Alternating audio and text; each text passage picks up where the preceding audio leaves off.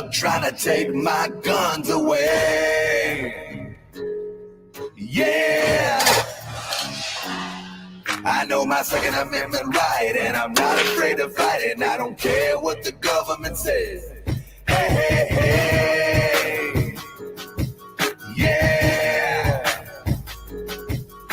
Draped up in camo, stocked up with ammo, and y'all better get out my way. I know my Second Amendment right, and I'm not afraid to fight it. And I don't care what the government says. And we're live. Well, that was a quick intro. Well, I didn't want to play the whole 4 minutes and everybody get bored because we're back live again. I'm still waiting for those guys. By the way, again, thank you for giving us permissions to use your music. But let me know when y'all want to make a music video. I've got like half the crap you could ever want to shoot for a music video like that. I promise. Ask that guy right there. That's right. He does. He had to wait for like a half hour while I pulled everything out. Yeah. I mean, I think my wall's a little more impressive than the one that's behind me. This one does have the 50 BMG that I would like. It looks like a 50. Not quite sure what the second one downs. Then you have the RPK. Looks like you got an AK-47. There's quite a few different ARs. This is one of the TAC build AK-47s, the kind of a bastardization between an AR and an AK.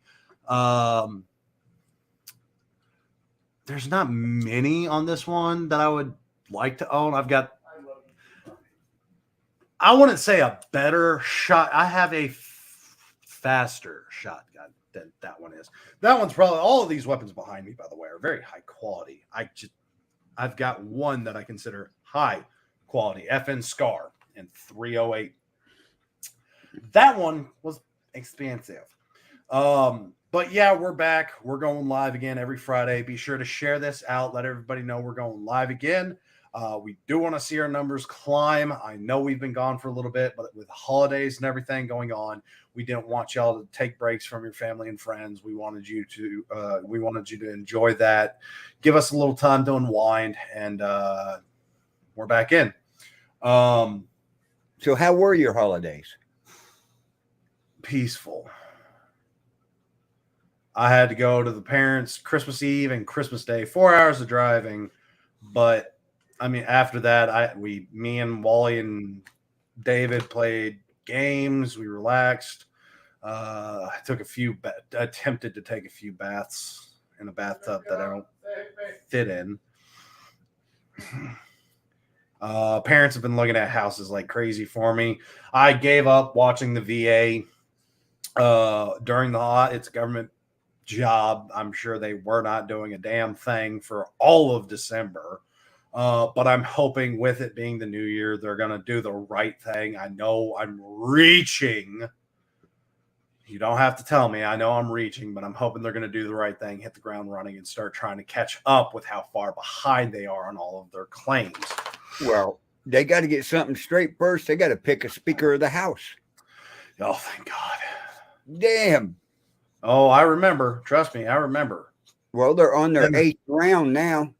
The funny part is they've already started removing Nancy Pelosi's like the metal detectors. Yeah. Nancy Pelosi had metal detectors put into in Parliament, and we have representatives going through. No, they're done. This is ridiculous. Now, whether that's a good idea or a bad idea, I'm sure with it happening, there's going to be another ploy. They're going to do something to have a huge this is why you don't need guns. Somebody just came in and shot up Parliament. Well, let's see. Who did they shoot? Well, it was a majority of Republicans and Libertarians and conservatives. So the people that shot it up were shooting the side that's notorious for owning guns. Mm-hmm. That's not suspicious at all. But we know how it is. Everybody's been drinking the Kool-Aid for the past umpteenth years now. Yeah. The food processing plant explosions are just a coincidence. Bitch, 19 of them is not a coincidence. That's a trend. Ammo prices skyrocketing. The impossibility of finding a 50 BMG, Marlin 1895 SBL, MP5, Taurus Raging Judge Magnum. These are all very popular guns, or were at one point in time, and they are damn near impossible to get. 338 Lapua is still more expensive than 50 BMG because nobody can buy a 50 BMG round, so nobody can get the damn ammo for it because they don't have a gun that'll shoot it. Oh God! I can actually watch my blood pressure now. By the way, let's. I don't have to get him riled up. He'll get it riled up himself by looking. Yeah. At it. Currently, well, at least last I checked, it was 126/79 or something like that. We'll see how it goes through the rest of the show. It was a long day at work, and then I locked myself out of the house again. So I'm a little snippety right now. In your keys on your truck keys? We have 2 deadbolts on each door, so I forgot to leave the back door on the top deadbolt unlocked so I can use the key to get into the house. It's currently 137/75. It's already started climbing. So I was either break into the house, call David and wait for David to come home, figure out if he can get home early, which he was nice enough to do so for me. So I bought him some Chick-fil-A. Or drive an hour back to work, pick up my remote, drop off their actual remote, and then drive another hour home. Seeing as I pulled up into the driveway at 4 o'clock, that puts me getting back to work at 5 o'clock and back home at the earliest showtime. Yeah, so it's been a day. Been one of those days, hasn't it? Yep, so I'm going to be trying to watch my blood. Oh my God, I got 8,000. I got 7,000 steps yesterday. I'm at 8,000 today. Wally, you're muted. Yeah, I know. People are talking in the background. Don't know if it's coming through or not. Yeah, vaguely. Vaguely. But seeing as Wally is here, and he provided us with 3, Gun fails. 3 gun fails. Oh, We're that going we to haven't seen? that we No. haven't seen. Oh. I was sending them all week this week. I kept finding them just after another. I'm like, Cameron, we're on our first day back. We're gonna do a few gun fails just to liven up. So, which one would you like to start with, Cameron? I'll pull that one up. Well, where the I've hell already is got them all everybody pulled up. that's I supposed had to them be right here watching? too. Oh, thank God, my blood pressure actually went back down. Although that seems very low now. I don't know if that's actually accurate. 111/69. Yeah, I've got the wheelchair right We're now. gonna start with that one. Okay, let's Yeah. go. So I'm just gonna say these guys are very professional. Oh yeah. Just because somebody says I don't even claim to be a professional, I claim to be competent with it. I never claim to be an expert because there's always Make things. sure to your improve audio on. is shared. It is. It is. All right. Y'all can hear it. Don't try this at home. I'm with trained professionals. Me and White Boy Joe. You ready? 1, 2, 3. Make sure your brakes are on. Make sure you got a brace that you can flip over and backstop it. Then he picks it up and has horrible barrel control. Play that again. All right. Don't try this at home. Points I'm him with at the trained camera. professionals. Me and White Trained Boy Joe. You professionals. ready? 1, 2, 3. Almost shoots his hand off. I told you. Oh my God. No barrel control whatsoever.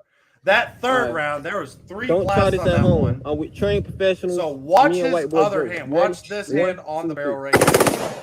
That went Puts it right in almost front. right in front. Eats it because he did not know the capabilities of the weaponry. Oh my God. Poor barrel control. 3-round burst. All right. Forward. Don't try Up this at at an home. angle, I'm with higher trained professionals. Obviously, Wingus and Dingus here are not, by any means, trained professionals. No. Never point the barrel at anything you don't intend to shoot. Keep your finger off. Keep your bugger Well- hook off the bang button. No barrel control. If you These actually guys pull were- that back up at the beginning there, Broken, he actually has another fault, just like you said with the bang button. He's actually it's been when he's on and pointing. off. When he's pointing it at the camera, it's on the bang button. That's why I bring it up. Okay. Yeah, his booger hook. I didn't know if you noticed that. No. I promise, I noticed. It's Okay. me. Both of their booger hooks are on the bang button at the very beginning. Both of them are pointing their weaponry at something they have no intention of shooting. I didn't hear a click for the weapons to come off safe, so I'm gonna go ahead. You would hear the AR click. You would 100% hear that click before it goes into its fire mode. Not only that, for it being either fully automatic or 3-round burst, it was kind of hard to tell between the two. You would have heard 2 clicks. You have safe, fire, and burst or fully automatic. Some weaponry that's a little more fancy. P90, the FAMAS. I think the P90 is just a single and full auto. I know the FAMAS for sure is a single 3-round burst and full auto weaponry.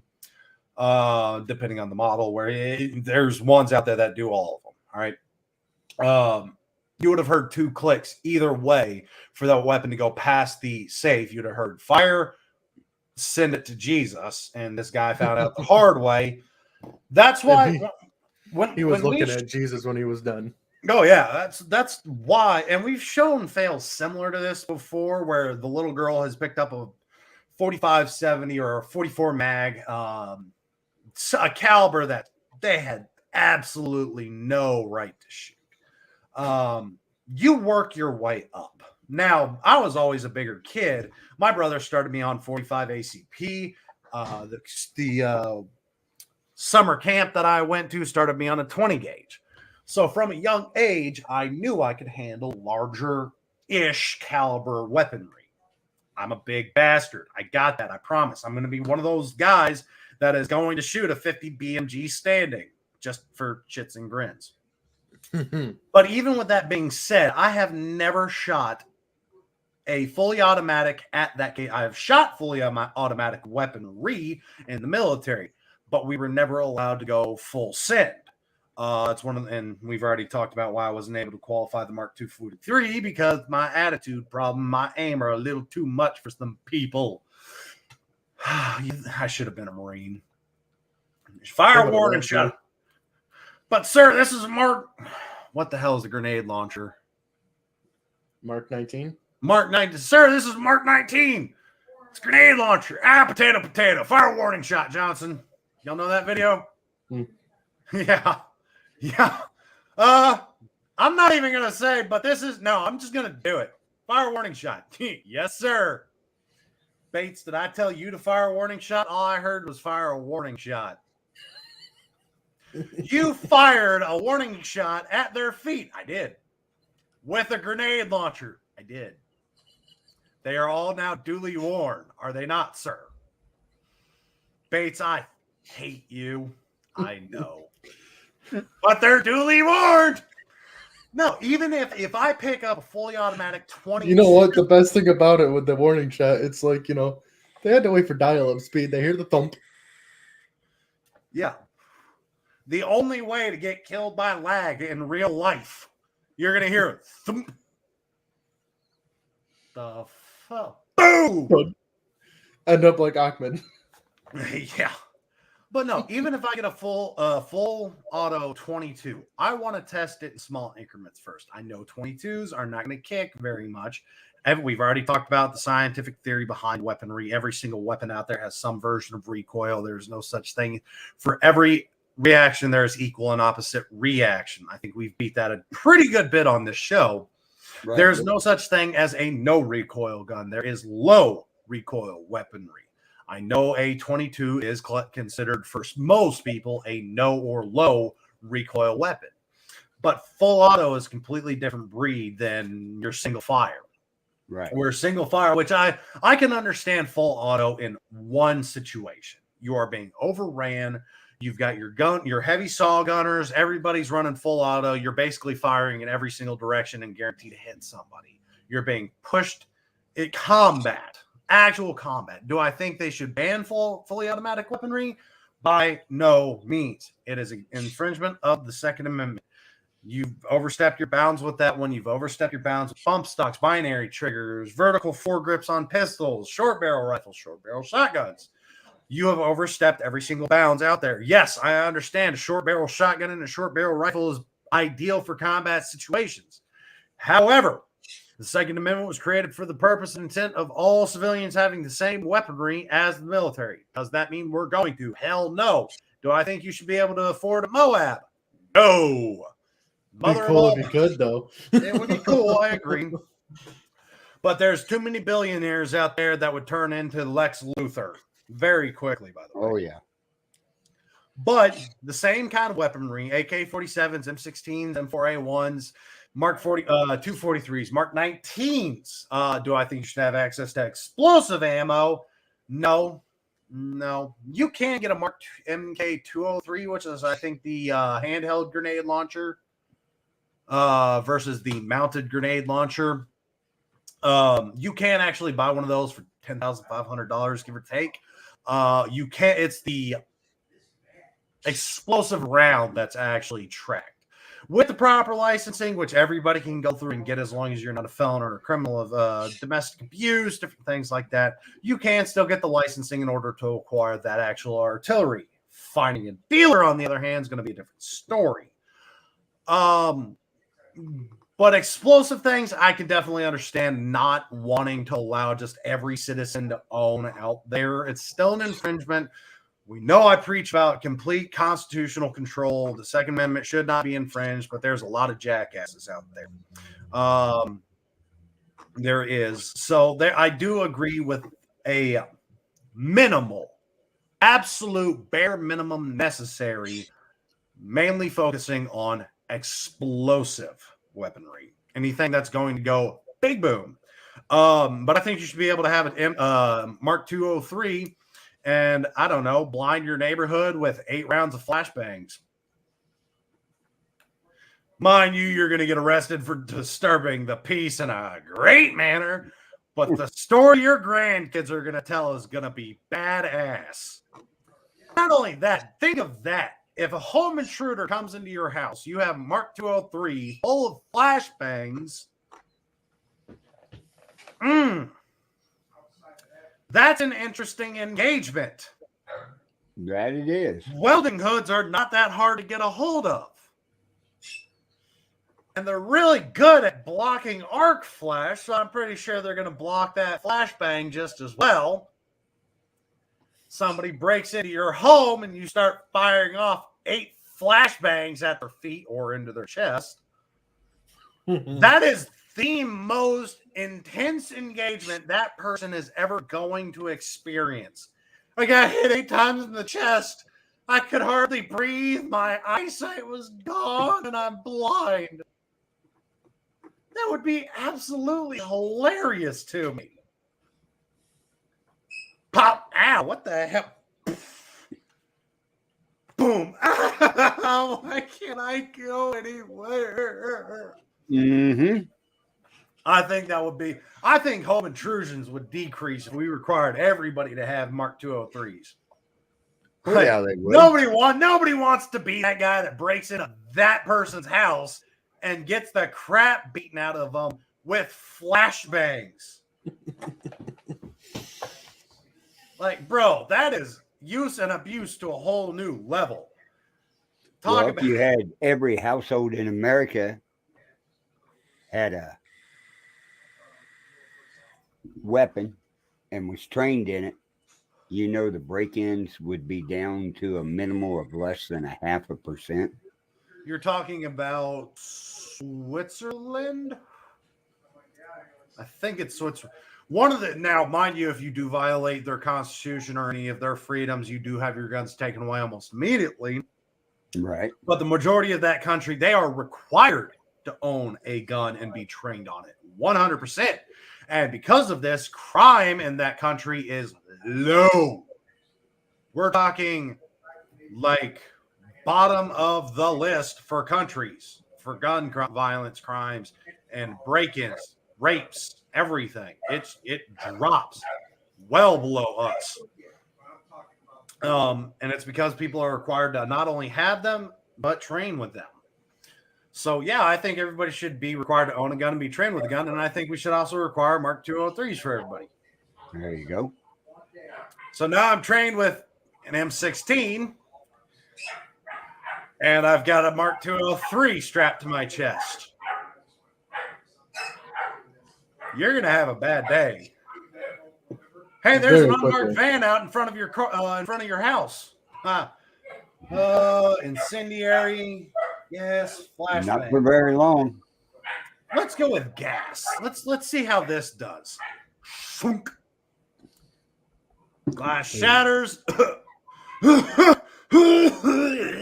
Yep, there they are. They're still in the van. Yep. 3, 2, 1. Gotcha, bitch. No, I see. See, Gunny. this is why I miss your brother being here. Because he kept you tame while I'm doing stuff. There's your sister. She doesn't play much. She wants to go and be lazy and get loved on and take naps. Oh. She's like everybody's wet dream dog, where they kind of leave you alone until they want attention. Uh-huh. They do what you tell them to. Hey, sit, lay down, give me your paw. You want to TREAT. She does that stuff, but she would rather just be lazy. I guess her last owners were really high strung. Mm. No, buddy, you're not coming up here right now. Down. But yeah, no, down. Yeah, so everybody should have that. It would be very entertaining. And imagine like going out in public. Everybody's got an M203. Everybody's got one. Just walking around, walking their dogs. 203, 203, 203, 203.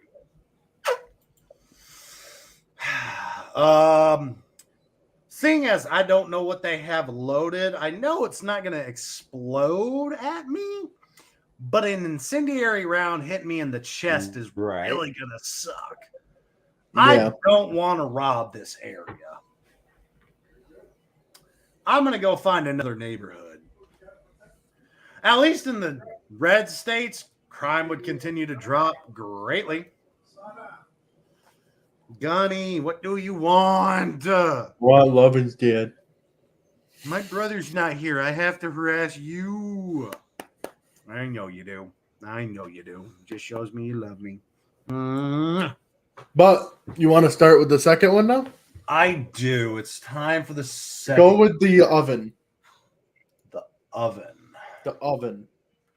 Not the wow. God, I haven't actually watched this one myself either. Watch it real quick. It's freaking hilarious. No, we're going to watch it with everybody else. Okay. Present screen. That's the best way to do it. It really is.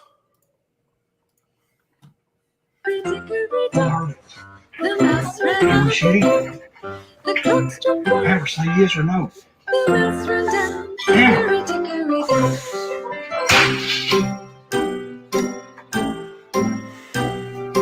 Hickory dickory dock, the mouse ran off the clock. Hickory. Yeah, let's get rid of the music though. You could have warned me about the music in the first place, but I didn't know it had music because I didn't actually listen to it. I just watched it without sound because I was at work. this man just shot a mouse off of his stove With a with shotgun. between a 20 and a 12 gauge.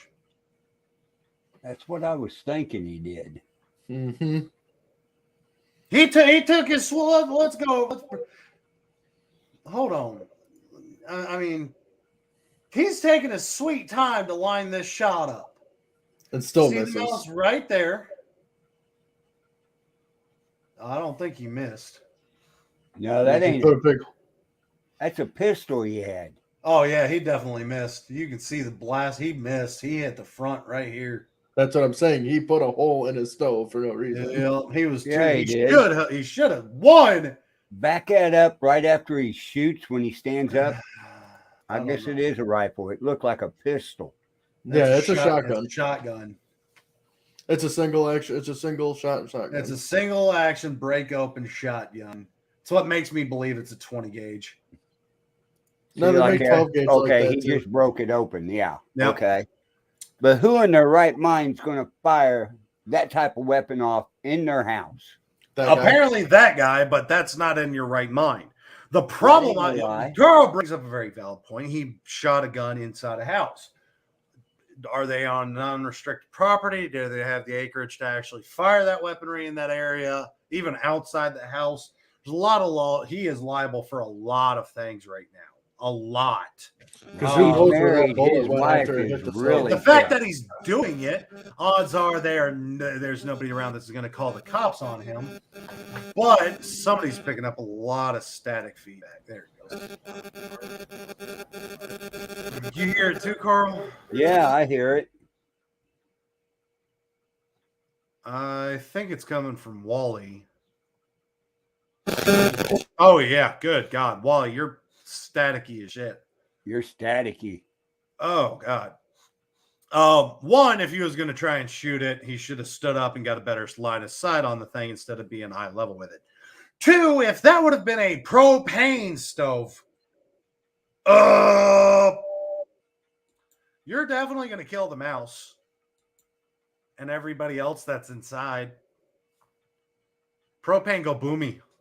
Propane go big. But now that's not to say if you shoot a propane tank with lead rounds, Mythbusters busted this. I think Kentucky Ballistics did this. And I want to say one more of the YouTubers shot a propane tank with lead or copper. Jack copper is not going to cause a spark. It doesn't. It doesn't have that capability. Copper, brass, tin, lead. I'm missing a few. Bronze. Certain metals will not create a spark reaction. So when it hits that propane tank, it's not causing enough of a spark to actually make the propane tank explode. In order for them to do it, they had to shoot it, and then they hit it immediately afterwards with an incendiary or a tracer round. Right. That's typically how they manage to make it explode, is by hitting it with something a little more entertaining and a lot more expensive and a lot harder to get a hold of. Even your AP or armor penetrating rounds, the majority of those do not cause a spark. But if he were to hit the propane, any part of the propane, and probably smoke in their house, or decided to try and cook something later, light some candles, plug in something into the wall, because that does look like a more dated model. Older models without GFIC protection, they would cause a spark as soon as you plug something in. There's a high probability of that. With him shooting that stovetop, if they would have done that, if it was propane, they would have all blown up. Not a doubt in my mind. And he still missed. That's the most embarrassing part. He took his, we're going to watch this one more time. Let's see if we can. Come on, let me actually rewind it. Oh. It won't let me play it from the get 1,002. 4,000, 5,000, 6,000, 7,000, 9,000, 10,000, 12,000, 13,000, 14,000, 16 seconds, give or take, till side in on a mouse with a shotgun, and he still missed. That's a lot of time to side up. Seconds matter in every combat situation, first-person shooter game, hunting.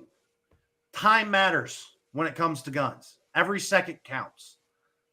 And he took his sweet, sweet time to side up on a mouse with a shotgun and miss. And at that distance, you know, that should have had a bigger spread on it. Depends on what he's using and the choke he's utilizing. Well, that's what I'm looking. If you stop it right when he walks up to the stove, you don't see, or I didn't see, any dents from pellets. I think he was using a slug. That's what I'm wondering. Because you can see right here a massive. Let's see if once we actually walk up. That's to what it. I'm saying. He had to have used a slug because that's probably big enough for me to put my hand through. Maybe not my fist, but Keep that going does up. look big. I don't know how much further. Right there. right there. So you don't see no pellets around it. You don't see any anywhere. peppering. That it obviously was not bird shot. And you notice Buckshot- that the stainless steel bowl with the spoon or whatever in it, Didn't it's move. still standing there. Yep. So I think he used a slug. Oh my God, that went all the way through that, and probably into the wall. It did. Even a 20 gauge. That Oh, well. thin stove stopped nothing. One thing about it, we know he had to go buy a new stove. I'm sure his wife was loving him. Oh God! And if he rented the house, his landlord really loved him. There are ways to deal. In fact, one of the first rat traps ever invented here in America utilized a pistol. There are ways to shoot pests and vermin around your house, but in your house, there are. I'm not going to say there's not. There's with the amount of caliber, with the amount of different shotgun rounds alone, there are ways to shoot a pest in your house. Is it a good idea? Not even close. It is an idea, obviously. Hey, when the time arises, something usually happens. I lived out on the farm. You know, critters love getting into old farmhouses. That they do. Mhm. Yeah, at least 22 comes in handy. Which is one of the reasons why I own that caliber. Mm-hmm. Can you guys hear me? Yes, we can. Yep. Okay, there we go. Now it's working. So, What was the static? I got a new mic. I gotta figure it out. I think I found the issue, but I'm just gonna use my headset mic. Oh, okay. Not that I condole shooting Not- anything in your house. Condone. Condone, whatever. Stop picking on my speech stuff, all right, man? Your Not speech funny. impediment. Yeah. To condive, Use a BB gun. That too. To condole or condolences, expressing sympathy for someone grieved with somebody. The priest came to condole with Madeline after the death of her mother. Condone. And I think y'all be getting a English. Everybody lesson. watching, comment in the chat room and let us know where you're at. Condone, accept and allow behavior that is considered morally wrong or offensive. To continue. But in the same aspect, shut up, Cameron. Library. Whatever. Not gonna go there with you. But like I said, will. use a BB gun instead. Like, come on. Even pellet certain gun? Or a pellet gun. I mean, BB guns, pellet guns. The Airsoft- difference between the two, BB guns and pellet guns. We'll actually cover this. Not a lot of people know what the difference is. A BB gun uses a small copper ball to shoot. A pellet gun can have a conal shaped tip or a flat tip. It has or a a point. pivot. That's the cone. Oh, I didn't hear that. Sorry. Conal or a flat tip, and it has a hollow backing behind it. BB guns round, less accuracy. Pellet guns higher accuracy, higher penetration, and are actually utilized against varmints, rats, mice, squirrels. Squirrels are And really good with pellets pellet are gun. Higher caliber, 177, You can also use 22, 25. But I mean, even some of these, you want to cause like no damage, and if it hits metal, it's probably gonna shatter. airsoft. Yeah, airsoft. Airsoft has cranked way up. The pressure turned way up. will go through. There are videos of airsofters where their opponent they're regulated with paintball and airsoft. There are high regulations. You have to get your equipment tested.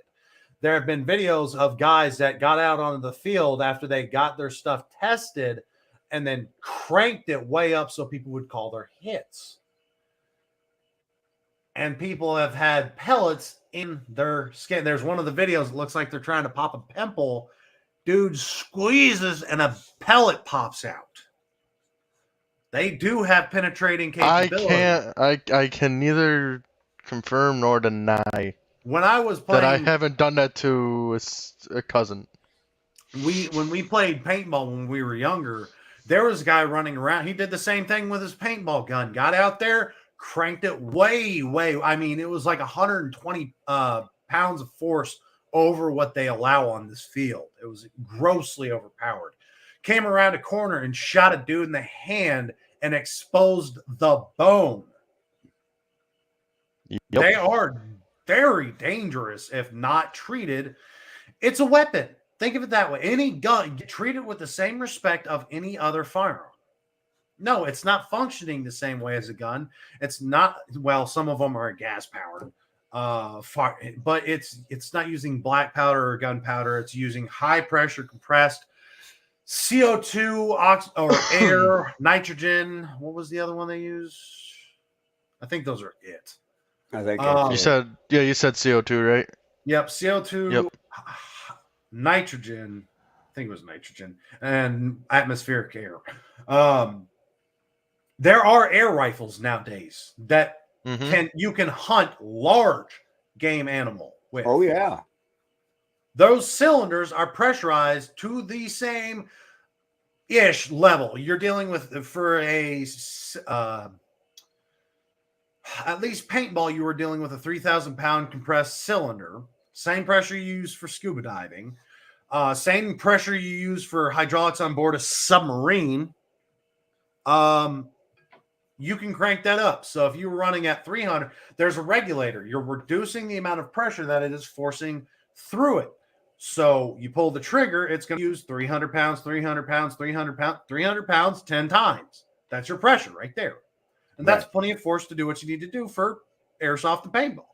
But you bypass it, you start opening it up more and more. You're going to have less shots with it, but your shots can mangle. They're going to mangle somebody. Oh yeah. You start hitting. I mean, even I know somebody that he actually got arrested for this. I wish I could find a police report on it because it was from where I'm from and was at the paintball field when it happened. This kid brought in his own paintballs. He froze. We're wondering why he brought them in, like buy them there. Typically, that's what I would bought my paintballs when I went there. That has been a huge. I'm assuming he froze them. Oh yeah, he froze them, and that is a massive violation across all paintball fields. In fact, some of the ones around Texas completely banned the use of any outside paintballs because. Yep, and this one did after that because he cranked up his PSI and everything. He cranked up the everything, and he went and shot it at one of the the big inflatables that they got to go around and stuff. He shot it at one and it popped it. Yep. And they were like, no, you're leaving now. Get the hell out. And if you shoot me with that and I'm able to walk, which you're gonna die from that. I'm gonna come after you. You better keep shooting until I stop because I'm gonna shove that barrel so far up your ass you're gonna taste the paint. I promise. And people take that shit way too seriously, man. Paintball and airsoft, there are kids out there. Be somewhat respectful. And kids, don't play stupid games. Don't go, if it's not a full auto map, don't run full auto. Don't shoot the refs. Don't be disrespectful. Don't start nothing. Call your hit when you're out. I understand you're a child, but once you're shot, that does not give you the right to turn around and full auto to somebody. Don't shoot somebody because they shot you in the match. You died fair and square. Let it go. You're going to go to juvie. You kept assaulting a grown person. They only have to now you are a minor, so you are protected from them hitting or touching you first. But as far as self-defense goes into play, as soon as that's out of play. As soon as you touch or shoot somebody in a means that it was not designed for it to happen, so it is classified as assault, and they hopefully do the right thing, put you under a citizen's arrest, call the police, call your parents, you're going to juvie. If you decide to continue to resist, citizens legally have the right to arrest people. They do. It's called citizen's arrest. You can arrest a cop. If they place you under a citizen's arrest, read you your Miranda rights, get the police involved, get them there, you're going to go to juvie. If you continue to resist arrest, it is still, it's not the same, but it is similar. You're resisting arrest, you're trying to evade, and you are continuing to assault this individual. I have watched grown men continuously push kids. Hey, stop. So, I mean, 5-10 minutes of them coming up, trying to smack them. Go. Run up. You're a meanie. Go away. Meanie. Whack. And they just start ball. You can't hit him. He's a kid. Look at the video. The benefit is cameras are everywhere nowadays. That camera gets pulled up. He said, stop. You kept assaulting him continuously. He smacked you once to the ground to get you to finally comply with his command. And you cried wolf. You're going to go to jail. Depending on the severity of the case, you can, now that usually comes into play with murder charges, but you can be tried as an adult. There is the possibility of that. Yep. Just because you're a minor does not mean you are immune to everything. There are consequences to your actions. When the rules are in play, they are there for everybody's benefit. Call your shots. You get out, go out, be respectful. Don't shoot the guy that shot you later on. And that's why I like paintball better than airsoft when I played, because you knew if someone got hit because he was covered in paint. Oh, yeah. Look at all these airsofters. They are using legitimate plate carriers for body armor. When I did paintball, I have a carrier, but Army surplus, bottom grade, thin. Like you're still gonna feel a little bit of it. You're gonna feel it, but it's not gonna suck as much. Airsoft, you've got mag pouches across your chest. You've got some people actually run plates to make it as realistic as possible. You're not gonna feel that. My favorite part is watching the snipers take care of the problem. Most of the time, if you don't call your shot, there's a rule in place. Headshots are no-go. Too much up here that can be severely damaged permanently because of it. But a little downstairs doesn't not necessarily. There are certain places that are like, hey, if you shoot them in the body 4 or 5 times, they still don't call their shot, put one in their neck. Go for the head. But a lot of places, you're right, Wally, you still can't do the headshot. But not any airsoft wear a cup. That pellet's still flying at enough force, and it's a small projectile. It's gonna suck. That's actually how there's a match play called Juggernaut. Well, you should know this one. You get somebody my size with a massive pain tolerance to walk around and kill the players. And the only way you beat the Juggernaut is by making him tap. By him saying, nope, I can't deal with this anymore. I'm done. This hurts way too much. Y'all win. Y'all win. And snipers are dirty little assholes they run full ghillie suits. They are invisible. I've seen some impressive plays. Yes, I have. And they start shooting you in the sensitive bits. They will win every time. Then you pull the the little cup maneuver, and you have a cup. I'll tell you right now, if I ever got back into airsoft, I'm wearing a cup. Any paintball, I'm wearing a cup. Yep. And I don't agree with safety glasses as a effective means of PPE for that. I have worn safety glasses, and I have had shit go over them, flying to my eye. I've watched people in airsoft have a BB shatter on their cheek, on the cheekbone right here, and get shrapnel into their eye. I think it should be required to wear full face protection. Yep. I've always worn full face.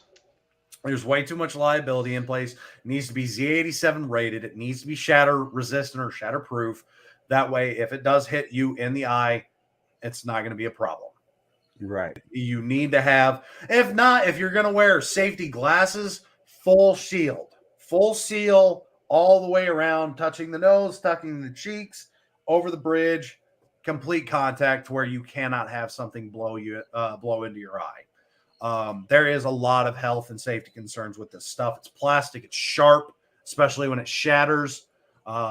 there are a lot of concerns that go into play with this stuff. I didn't think we'd be getting too much into airsoft, paintball, BB guns, pellet guns, and people being stupid and shooting their stove. And now we have the final one, which I think is probably the best one. That's why I wanted to save that one for. So.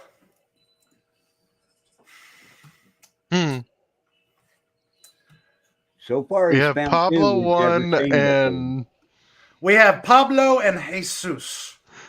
Uh-oh. doing a little bit of fishing. Okay, to start. What you? No, we'll just watch. All right, we're just gonna. Just watch it.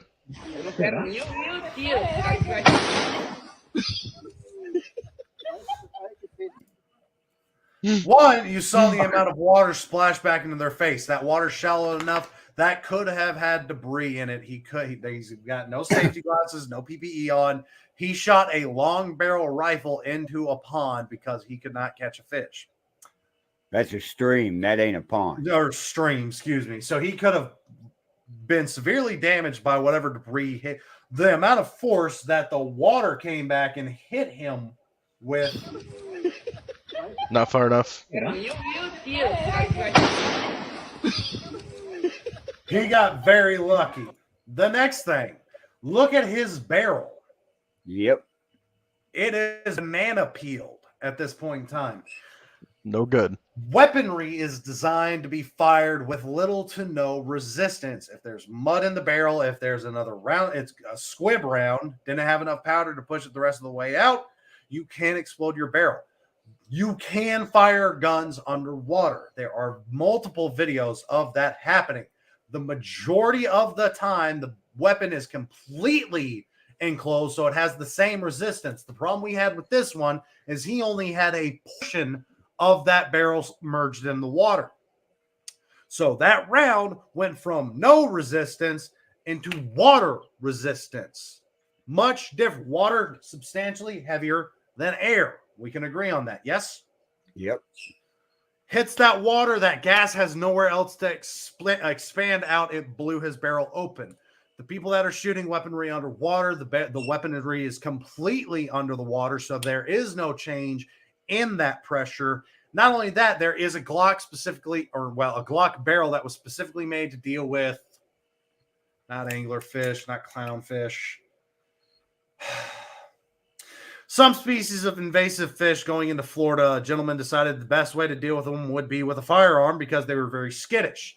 So we needed a gun. Now, with dealing with water pressures and everything, your range for any weapon is drastically reduced. We're talking you could shoot the people that are shooting bullets into water and they're shooting by and they're cutting people open 10, 20 feet. It's not going to affect you. It's going to poke you. It's lost too much of bullets are used to fighting no or little, well, I say no, wind resistance and gravity, not water. And it depends on the caliber, size, shade. The Glock was a 9mm. So you're firing a short-range weaponry in short ranges underwater with a flat tip or a kind of conal-shaped tip. It's somewhat of a fat round. It goes in the water. You can see its arch as it's being fired. You can actually watch the smoke trail of the weapon or of the round coming out of the barrel. You can track it almost the whole way. Gentleman designed a barrel specifically in mind to deal with this fish and increase his range because they were such a skittish species. This also gives you, there's the huge argument, can a gun be fired in space? If guns can be fired underwater, think of it this way. Your bullet, as long as they're manufactured right, is a completely enclosed system. This one is 6.5 Creedmoor. Yep. Been dealing with rounds too long. All right, 6.5 Creedmoor. You have a primer in the back. Come on, focus right there. You have the primer in the end of the round itself. This is what's creating your spark. While everybody argues there's no air in space, there's no oxygen for that fire to happen. As long as this was manufactured the right way, most rounds you will not fill the brass all the way with gunpowder. That is a very dangerous round. There are high explosive loads or heavy explosive loads where there is more powder, but there is still a gap in there. I really want to get a chart of that at some point in time. Let me see if I can find one real quick. Ammo. And you're going to need to take a picture of that other poster you got back there and put it on here for your green screen. I probably do. It's going to be hard to get a... Yeah.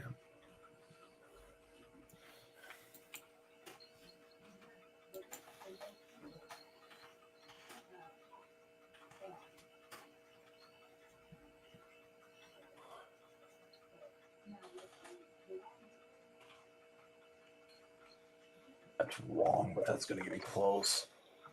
Oh, that was right. Come on. There's got to be one.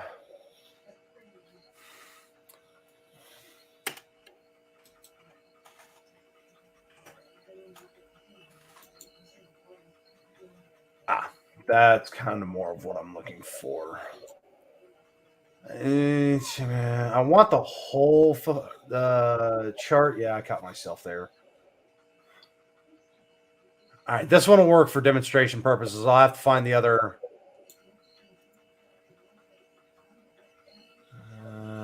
Yeah, I'll have to find the other. There's a better depiction out there. Let me bring that. Come on, bring that over.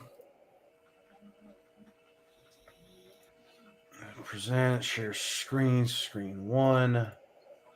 So you can see this is a pistol caliber load. This is the basic load, most standing ends. There is a gap in that load itself. In my 338, you can actually hear that the gunpowder inside shake. And it depends on the caliber, the make, model, different things like that. But there is always air or oxygen. For fire, you need the heat being produced by the spark and the primer. You need fuel, which is our powder, and you need oxygen, which is currently trapped into this. If a gun can fire underwater in a condition where fire is not possible, with the exception of Class D fires, magnesiums, anything self-oxidating, that's going into a whole new portion of material that we don't really have time for, and I taught it all day today. But fires, normal fires, even Class A, B, and C cannot happen underwater. You can have oil fires, but they're at the top of the surface. They're burning on top of the water. Your electrical fires aren't going to go in water in the first place. Even if you throw the panel under the water, the fire is going to go out, but that water is highly conductive at this point in time. So we have everything we need for an explosion built right into this little guy. Mm-hmm. All it needs is a hammer to hit, or the bang button to hit that little primer on the back to create that spark to set off that chain reaction.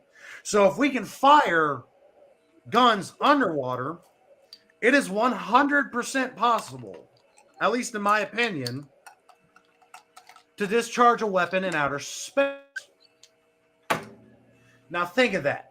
Guns are used to fighting with gravity and wind resistance. Now we've fired something with absolutely zero resistance. That thing is going to fly at Mach Jesus for the rest of eternity until it hits something. Until it hits an asteroid or something. And there is a...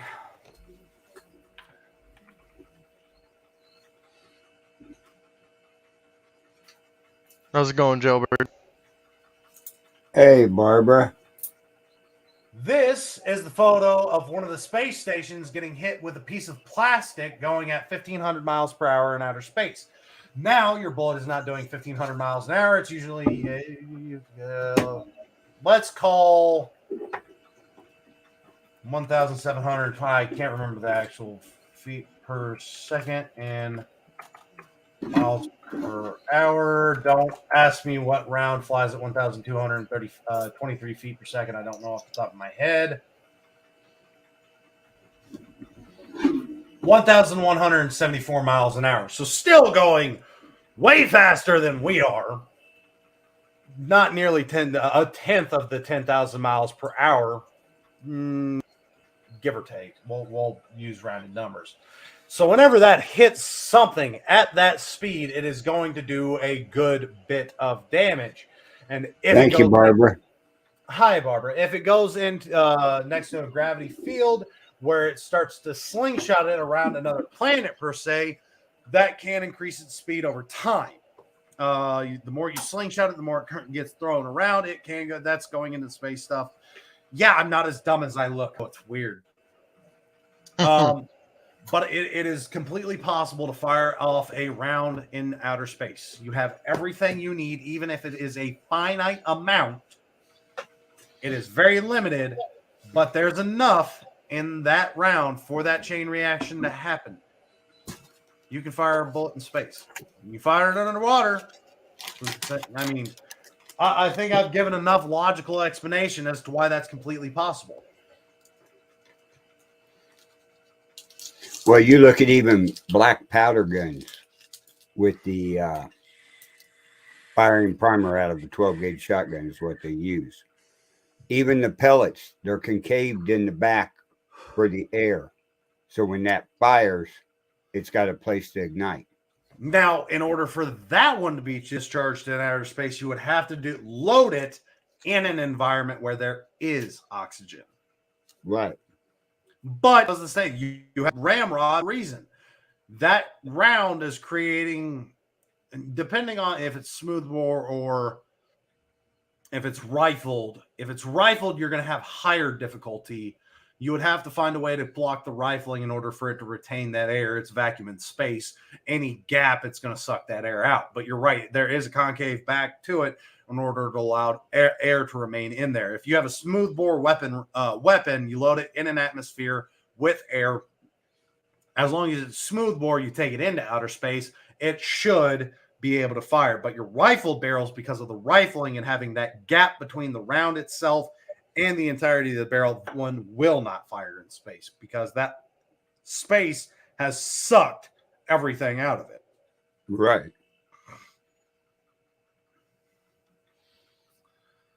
Boy, we get into a lot of different conversations. Yeah, on we here, did. don't we? I like to teach people shit. I don't like to be stuck in a classroom all day, but I do like to inform people of things that most human beings don't think of on a regular basis, like guns being fired underwater or in outer space or shooting your stovetop. Or falling backwards in a wheelchair. Or firing a gun in water while the gun is only partially submerged. So now you run into two completely different atmospheres. So now you're having force completely stop, causing your barrel to explode. God, it is expensive to be stupid. If I can't make it hurt, at least I can make it expensive. That's right. I mean, it just...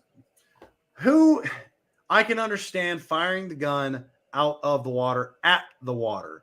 Couple feet, it's still going to be able to do enough damage to a fish. In fact, a shockwave behind the bullet hitting is enough to put that fish in a state of shock, panic, or even kill it just by that bullet hitting the water. Look at, what was it, World War I, World War II, where we were launching depth charges constantly. Ships were being sunk. There were personnel in the water. We had men overboard constantly. They were nowhere near the explosion because our bodies are built up of the majority of 75, 80% water. When that shock wave hit our body in a condition that was similar to our body, that shock wave continued to ripple through the human body, causing disruptions to the organs, heartbeat, a lot of internal damage. They may look well and healthy, but they were dying because of the shock wave going through their systems.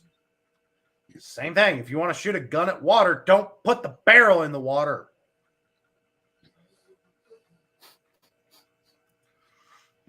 Well, some people's IQ is not that high. Some people's IQ is room temperature. Oh, did Happy you New watch Year's. the- Yeah, we had fun New Year's Eve. Guarantee that. We are going to be Yeah, doing that more I often. had a little too much. I Join the group. told you, Carl, bro. After you left, we watched you decline real quick. I kept trying to stop you. I did. After you got done, we watched Carl do the same thing. Oh yeah. So I guess I got to tell you guys, this is pretty funny. So I thought I made it to my bed. Oh God. I didn't. I made it right here. I swear to God, I remember getting up and going to my room and going to bed. No. I crashed right here. I tried so hard to get you to stop. You would not listen. It was my biggest problem is the lemon drop shots are my weakness. Hey. I can never remember it's a shot. They taste so damn good, I just want to drink it. Same way with that Fireball. It got to tasting real good. And look at it this way. It was New Year's Eve. I was safe. I was at home. And you know what? But you also Just gotta had to remember, wake first up at week- 5 in the morning after going to bed at 2 a.m. I know. But you want to know something else? What's this month? January. Dry January. I had my alcohol for the month. Oh well. Not too many people see me get toasted like I did. That was the first I time was I got mad. to see. Yeah, everybody got. That was the first time I got to see Carl get absolutely shithoused. That's not He the was- first time for me. He was no. He was. Well, yeah, I've seen you get. Oh yeah. I kept repeating myself and repeating. Oh myself. yeah. Did you go and rewatch the last? No, I got told about it. We kept trying to tell you go to bed.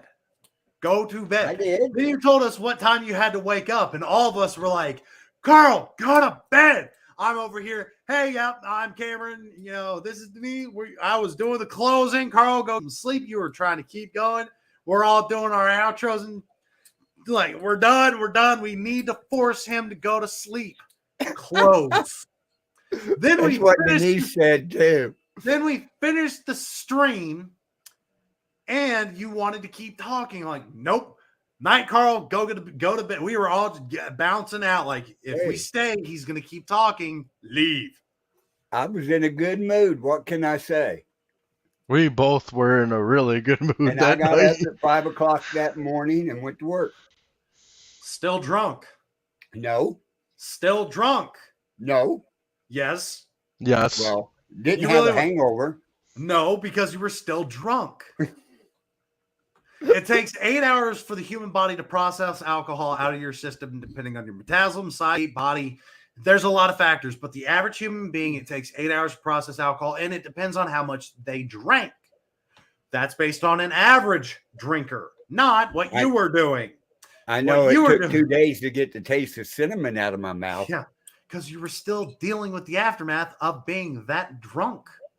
Yeah. You were dealing with alcohol. Trying to read the cards was it really Oh, bad. trying to read the cards was horrible. I couldn't remember even that. get through it. Tammy's sitting over here dying laughing. It was hilarious. She had a great time. We gotta do that. We gotta do them things more often. Like I'm I not gonna think we're go talking that about over. doing them once a month.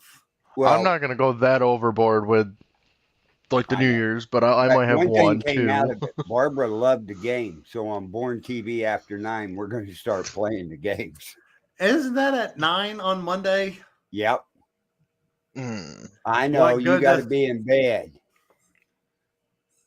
Yeah, I won't be able to Because participate. that's 10 in those. o'clock my time. Yeah, he's Yeah. asleep. I'm asleep. I'm willing to sacrifice a Friday a month for it. We might. We might. I'm be willing to doing- sacrifice my show for it. I mean, it's a since game. Mine's a Saturday game is show. open now. Since Saturday is open, we might do a Saturday show. I might pop in one. Like, I'm trying to keep it to once. I don't want to do what we've done I in the know. past, where I'm taking up a lot of when Vincent and the next group and the last group decided, hey, we want you to do a show over here. And I appreciate that, but I'm not trying to drown myself with podcasts. If I was getting better views, that would be a different story. So, because first night you've been back for after. I get that. I'm just, if I had 30 views a show, I'd be going live more often. Right. Well, we got to get them up, people. Single digits. We got great giveaways to get for the viewers as we get the viewership going up. Yeah, we have challenge coins. We're going to be doing Carl's going to be doing some laser engraving for the shows. We have a pocket watch. I've got an medallion with a chain. Yeah, that's right. The veteran's proud medallion. veteran. We still have to send items to at least, I know for certain Scott Pryor. I don't remember who all else won things that we need to send stuff to. Yeah. Has anyone seen Scott? No. I'm sure he's a little disgruntled that we haven't sent him his stuff yet. That's kind of, he used to pop in a lot. Every time he'd ask about it. I feel for the guy, but I've been trying to push to get the website going and get everything flowing so we can get that sent out. He was a great viewer. He was a loyal viewer. I kind of feel like we did him a little dirty with that. He did donate a lot of money to us. Well, we earned it. He did make us suffer. That's definitely for sure. Yeah. Masochistic bastard. That's all right. So, But anyway, but we need to make sure we get some stuff sent out. I know we got to spend a little bit of money, but you should have enough money in the PayPal from his donations for those things. So giveaways should be coming back at some point in time soon. Y'all have got to share this out. I know it's first Friday of the year. I'm kind of happy to be back. I could have gone another week or 8 gaming on Fridays, but that's we're just still gonna game though. That's just because I've been doing this for like 4 years now, and I haven't been able to regularly maintain 30 viewers at a time. So it's kind of a little disheartening to me at this point in time. I figured I'd be a lot further along. So please share this out. I hope most of you enjoy the content we put out. I know I enjoy doing the gun fails. Again, I'm trying to avoid doing the political stuff. I'm trying to bring education, not agitation. If you have questions, if you can contact us through the Discord, through Facebook. If you come into the chat, if you have questions in the chat, I'll send you a link. I'll get you into the Discord. I'll get you into the Facebook. We'll get you a link. We'll let you ask your questions live. There's no such, I harp this in the classes I teach at work. I harp this on here all the time. There's no such damn thing as a dumb question. Just because you think it's dumb does not mean it is. Look at it this way. You have 20 years of experience. This kid, brand new kid on the job, asks you a question. Stop asking such stupid questions. Get it done. Figure it out. It wasn't dumb to him. He didn't know. Now you've set him up for failure and potentially getting hurt or worse because you didn't answer his question. You were young and dumb at some point in time. Answer you asked that stupid question. I mean, yeah, you probably everybody's asked a stupid question sometime or another. I ask one. I'll admit it. I probably ask 2 or 3 at work every day. I ask a lot of them. Just because you think they're stupid doesn't mean it's actually stupid. Somebody may not know. I harp on my replacement. If you don't know, ask me questions. She's been asking. If Cameron don't know, we will find somebody that does know. Yeah, she's been asking everybody else but the person that was training her. Why? I don't know. You were my responsibility. Why are you going behind my back? Did you not trust me? Do you not believe in how I was training you? Are you afraid to come? I'm not going to be mad at you. I might be a little disheartened. I might be a little irritable, but I'm going to answer your question. I might ask, well, why don't you know this? Oh, I've never been trained. Oh, okay. I come from a very different background than the majority of people that I work with, let alone people in the world. Let's see. Starting 16 as a child, I had chores. I had to earn a paycheck when I was young. 16 years old, I was a lifeguard. 18 years old, I got my first real job, worked at Lowe's. After Lowe's, I went to the military. From the military, got out and went and worked on tugboats. From tugboats, I went and did ironworking. After ironworking, I got injured. I was laid up for two plus years. From ironworking, I worked at an HVAC facility doing inventory. From that, I train people safety and survivability. Anybody else have matching experience to that? No. Military experience with Carl. Military. But he went to a different branch. Different experiences. Different job ratings. Just because if I have a dumb question, like the Mattel toy company, the M16 being originally made by a toy, I didn't know that until Carl had told us about that. I knew the original M16 used during the Vietnam, Korean War had a high failure rate because it was not used to that environment. And then Carl told me that's because it was made by a toy company. You look at the very first M16. It said Mattel on it, made by Mattel Toy Company. And that's what even they told us in basic training. That's not a, when I grabbed mine and it said Mattel, and I said, "You gave me a toy," and they went, "No, that's a real M16," and I went, "Okay, cool." The first AK-47 guy I see, I'm shooting and taking it. Mm-hmm. Yep. But never hesitate to ask. You might see my face change. My face tells the truth all the time. You might see my face change a little bit. I'm not going to be mad at you. I might be a little put off from it, but that's why don't you know that? Yeah, well, we're all learning the same way. I've got to learn what you don't know, just like you got to learn what I don't know. And if I jump down something new every day, if I don't train you on some, if I don't give you the information that you want, if I can't find it, I'll make a show out. Or if I don't know it, I'll make a show out of it. We're all going to learn something that day. But that's the benefit with firearms. There's so much to know about them. P90 is a top-loaded magazine with a bottom ejection chamber, utilized for clearing buildings. That way, if they had to swap shoulders to clear a corner, yes, when you clear buildings, you have to go from right to left, left to right. You have to use both arms, both eyes in order to clear it effectively. P90 was ideal for this situation because of the fact that its ejection port was bottom-based. That way, you didn't have to worry about getting hit with hot brass, which my FFL guy at work has a burn on his temple where a 22 LR round got caught in his safety glasses over the holiday break. Nice. He knows guns better than I do. He picked up his FFL and took it. He's a gun.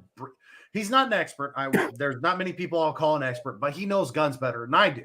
And even he messed up and got burned by hot brass. Was there stuff he could have done differently? By all means. But accidents happen. But our goal is to try and prevent as many as possible every single time. Do you know what a stovepipe is? Double feed, triple feed, how often that one occurs. Double feed fairly more often. Do you know how to clear a double feed? Do you know how to clear a stovepipe? Do you know how to deal with a squib round? Do you know how to deal with a what the hell is it? Hit the primer, doesn't discharge. Dud round. What you need to do with that dud round. We showed one of the gun fails. Carl, you remember this one. Guy pulled the trigger on the shotgun and decided to look down the barrel to try and figure out why his shotgun didn't go off. Blew his hat off. I remember that. Yeah. I'd say it took some skin with that hat. Oh, it did. It did. You had a dud round and you decided to look God in the eyes and he laughed at you. Mm-hmm. That's what happened, by the way. He laughed at you. He said, "Not yet there, buddy boy." That's right. Not yet, but this is your warning. How do you deal with a dud round? And for Barbara, since you're watching and you're interacting, let me know. Pop quiz. I had to give tests yesterday. I'm giving another test today. How do you deal with a dud round? I'm going to make y'all interact. I promise. I'm gonna run this the same way I run my classes. I make my students interact every single time. I will pull information out you like a dentist pulling teeth. I promise. You will give me something. See, Joe said no clue. that's a response. That's a perfectly acceptable response. I have no idea. Not a dumb response. You're not bullshitting me. You're not beating around the bush. Carl, how would you deal with a dud round? How would I deal with it? First of all, I'm going to hold the gun and look at it. And then I'm going to eject the shell out for one thing in a safely manner away where the bullet's not pointing towards me. Because a bullet can go off when it's even out. And we've had gun fails with that where a shotgun shell rolled off the table and discharged. That's right. There's another video going around where a guy is shooting where his box of ammo is open and the rounds that are ejecting out of his firearm are bouncing onto the primers, actually causes a couple of them to discharge in the box. Right. And people, if you think it takes a firing pin to ignite a shell, go to a fire where a pickup's on fire and the guy goes, I've got ammunition in there. You get behind something real goddamn quick. Not only that, you have, I can't remember the actual names of them right now. You have rounds with a primer, like the 6.5 Creedmoor right here, this silver cap. Right. This does not, center fire and rim fire. Center fire, where a primer hits the center on the primer, causes that primer to create the spark. Rim fire, I can smack this on the right now and cause it to discharge. Yep. That's all it takes. I could literally slam with enough force. I could slam this on the table, and that round can and potentially will go off. It does not take much force, by the way, to make those bullets discharge. Wally, how would you? One time, a guy had a combine on fire. Oh, Jesus. And as we're getting up there, we're hearing stuff, and he goes, oh, yeah, I've got rounds in there. When I'm combining, I see coyotes, I shoot them. We went, oh, shit. I'm going to go back to the house. Oh, man, I need to help. When you had 30-06 rounds going off in the combine, it's hard to put the fire out. Yeah. Mind you, the majority of them are just going to explode up and produce a lot of shrapnel. There's nothing actually directing the bullet's path in the first place. So it's not as dangerous as you would think it does. It's still very dangerous, though. It's still very dangerous. The shrapnel alone is enough to kill you. But good answer, Wally. You kept the weapon facing the same way. You discharged the round. You mean Carl? Carl, excuse me. Wally, how would you deal with a dud round? So actually, I tend to have a few dud rounds because when I go to the shooting range, I don't buy top-of-line ammo because I'm just dumping it downrange. But typically, if it does not go off, I'll keep my gun pointed down range. I'll wait a few seconds.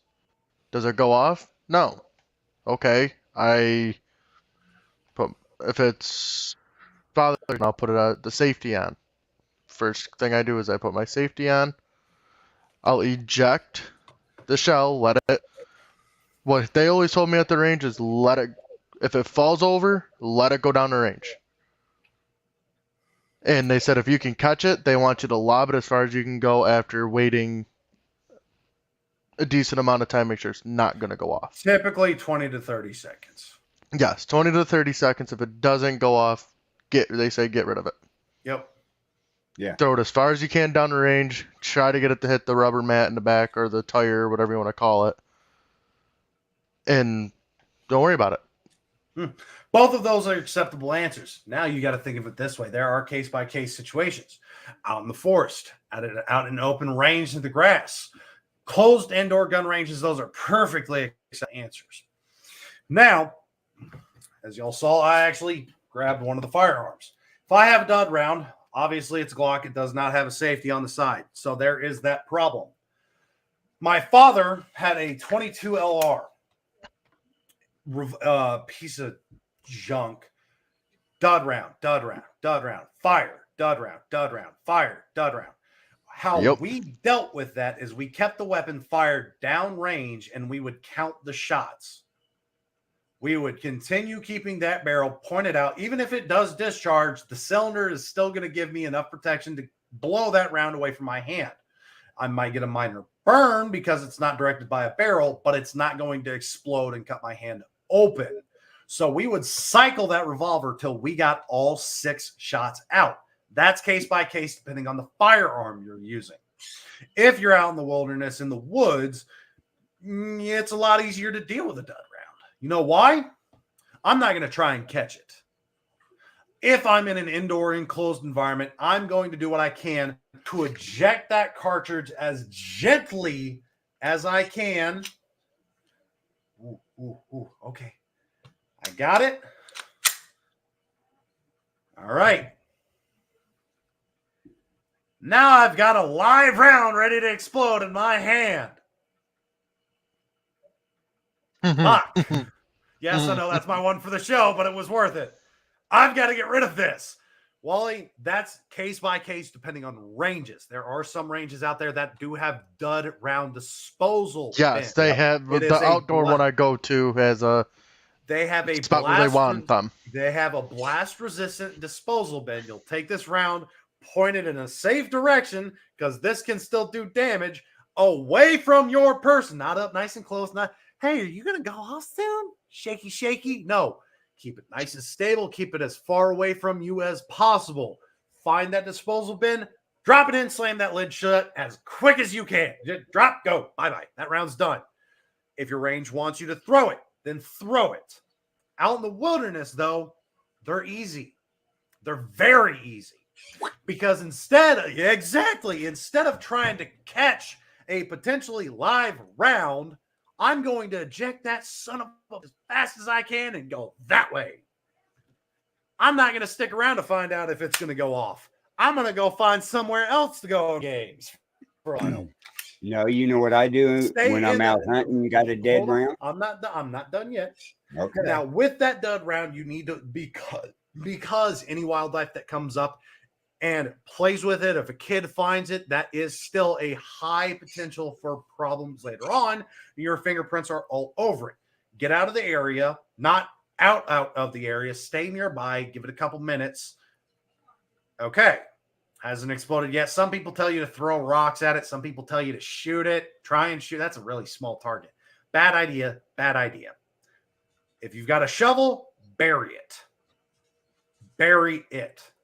Most hunters out there, because they're going and taking craps while they're hunting, bring a little camper shovel with them. If it's in the truck, go get it real quick. Mark your area the best you can. Come back and bury that round. I'm not saying just cover it up with a little bit of dirt. I'm saying 2 foot deep hole where it's going to be a pain in the ass to find. That way, if it does go off, it still has all the dirt around it to stop its blast. What I like to do in this case is not only am I going to bury it, I'm going to put the biggest, heaviest rock I can over top of that thing. Because even if somebody decides to walk around with a metal detector, it's going to be that much harder for them to find with the metal detector. You're still responsible for that round. Those are things you have to take into consideration. Yes, it's easier to deal with one out in the wilderness, but that one also has the highest chance of coming back and biting you in the butt. Right. But every situation varies drastically. Then it depends on the calibers you're using. If it's a revolver, if it's a bolt action shotgun, semi-automatic pistol, your 1911s are going to handle it different. Your 45 versus 9mm. Plastic, yes, it can go off at any given point in time. That primer got hit. Explain to Barbara. She asked that question. She didn't know what the correct lingo for a dud is. Okay, so what we did just quick. So a dud round is, again, I'll pull the 6.5 back out so y'all can actually see it. On a center fire round, you have this silver cap. I know it's hard with the green screen going on behind me, but that silver cap right there, that's your primer.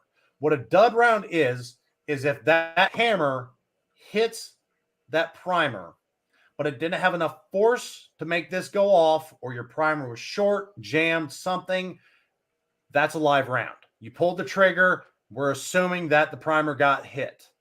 Whether it did or not is a completely different story. That you can find out after you discharge the weapon or clear the weapon, make sure it's safe. You can go back. All right, pick it up.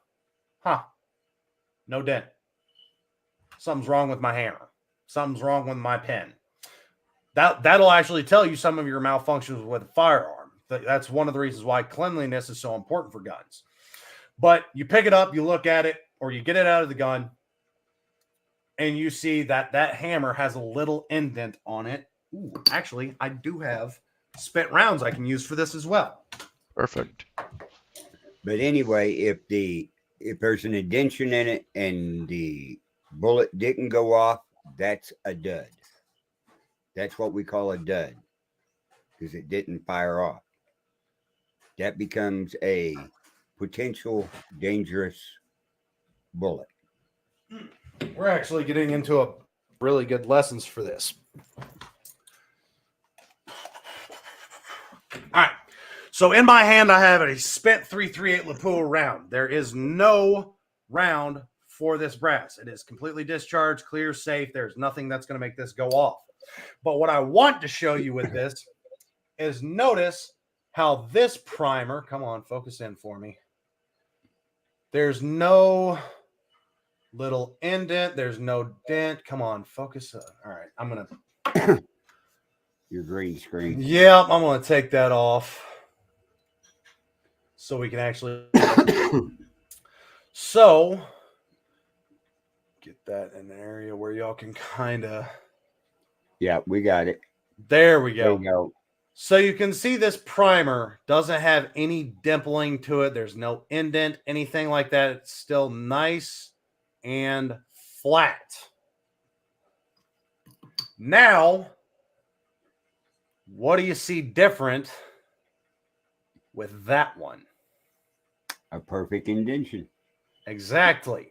If you see this, but the round did not go off, this even a little bit, this is a full hit. This is 100%. It's .338 Lapua out of a bolt action rifle. I'm not really worried about that thing malfunctioning on me, but it still needs to be clean. If you see any of this, no matter what depth, this is a live, ready to explode round. This is going to go off at any second now. This round is extremely, in theory, because it doesn't have an actual round to it, but this round, in theory, is 100% ready to go off.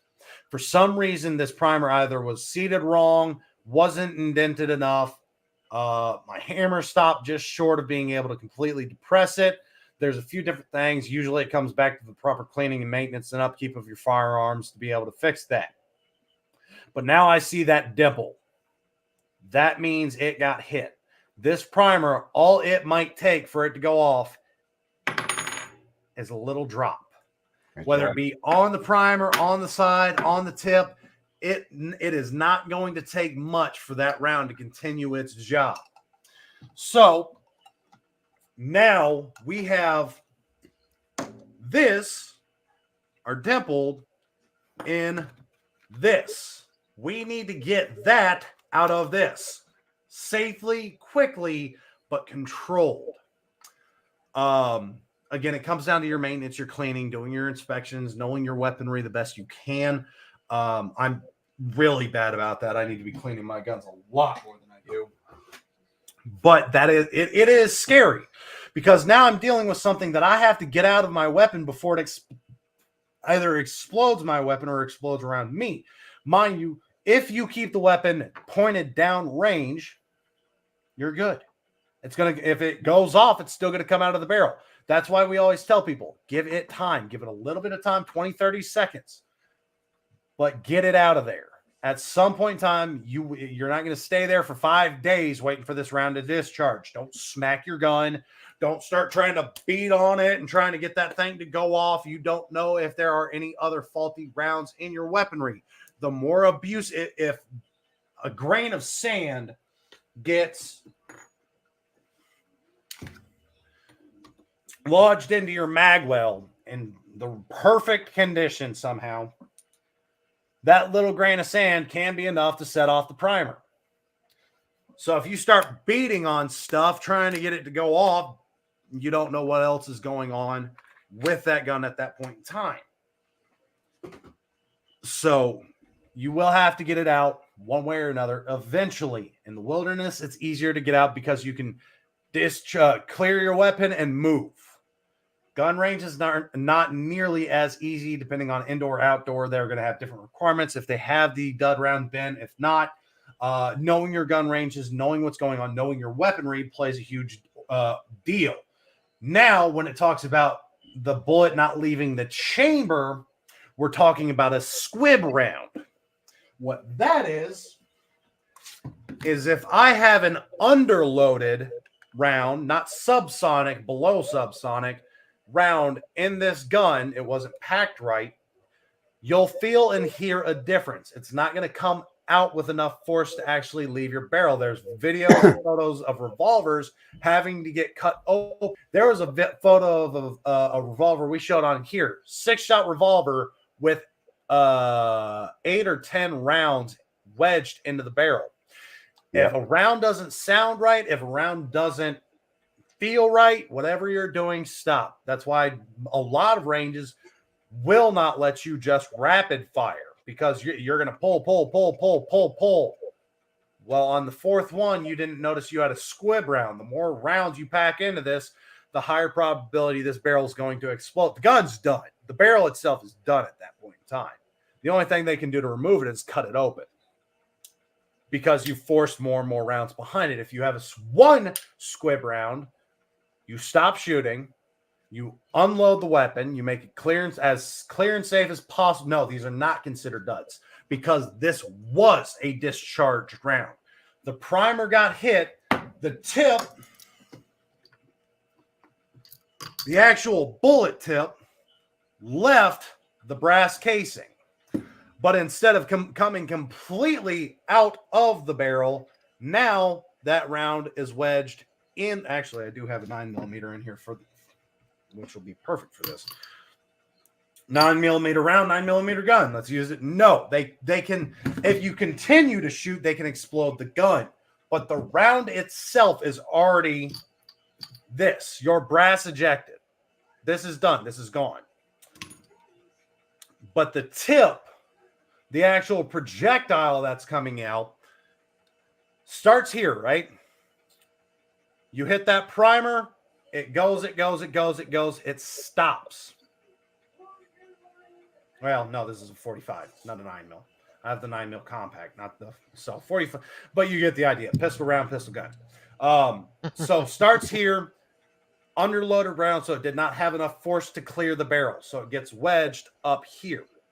Just the tip.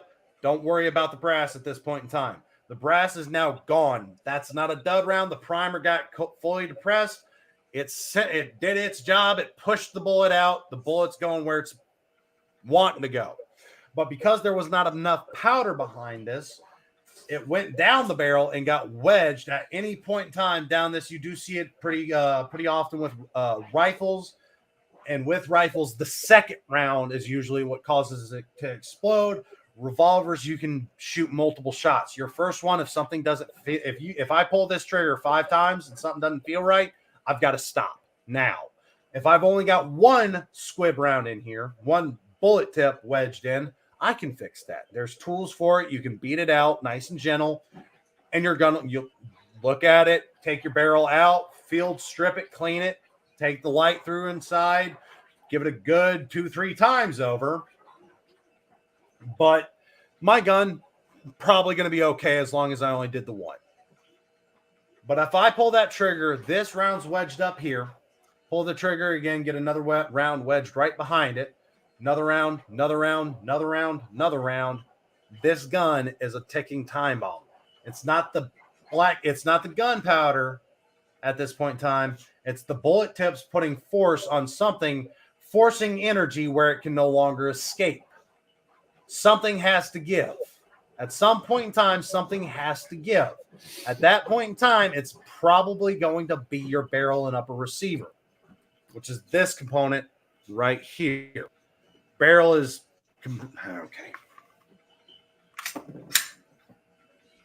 Yeah, we're taking it apart. They are. That one's easy. That it is.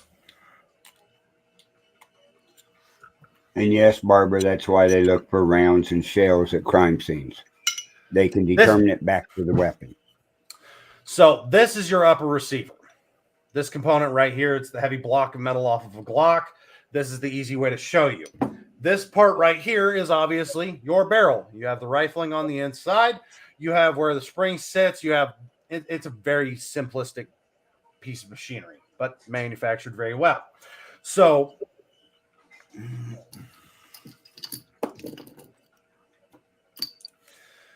as we're shooting, this bullet tip goes into your barrel and continues on its journey all the way out the other end. Mind you, again, 9mm, 45 ACP. I can shove the whole round and no problem. In fact, I could probably get that 6.5 pretty close. Almost. But bullet tip goes into the barrel, comes out, good day. Bullet tip goes into the barrel and stops. Now, that's a squib round. Yep. That round, again, smaller caliber, bigger caliber. Actual caliber can get wedged in this barrel. I've got a 45 somewhere, but we're not going to do that to my gun.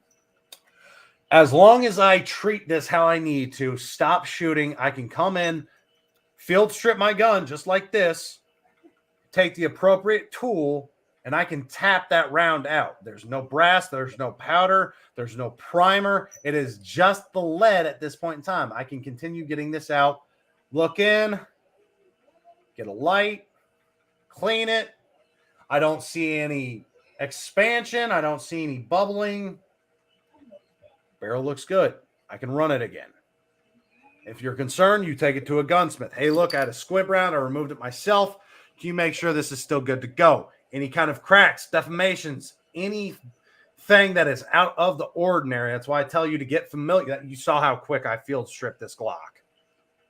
It took, what, 5 seconds for me to do that? Mm-hmm. So that's why it's important to familiarize yourself with your weaponry. You now know what this is supposed to look like regularly. So when I take this off after a squib round, ooh, there's flowering right here. I can feel that bubbling out. This barrel's done. Now, instead of having to replace the whole gun, I can have this shipped to my house. This isn't what's tracked. But, and then whenever that squib round gets caught in there, you want to catch it as quick as you can, because the next round you fire, it could blow up in your hand. Exactly. That's why if you hear or feel something off other than what you're normally used to, stop immediately. If it didn't ting or hit something out there you was aiming at, you might want to check it. There it is. But now you can see that 45 ACP round. Now this is a hollow point, but it matches up pretty well to that barrel size. Oh, you'll feel it discharge. Oh yeah, you'll know it didn't discharge. Yeah, you'll still 100%. You won't have the kickback as much.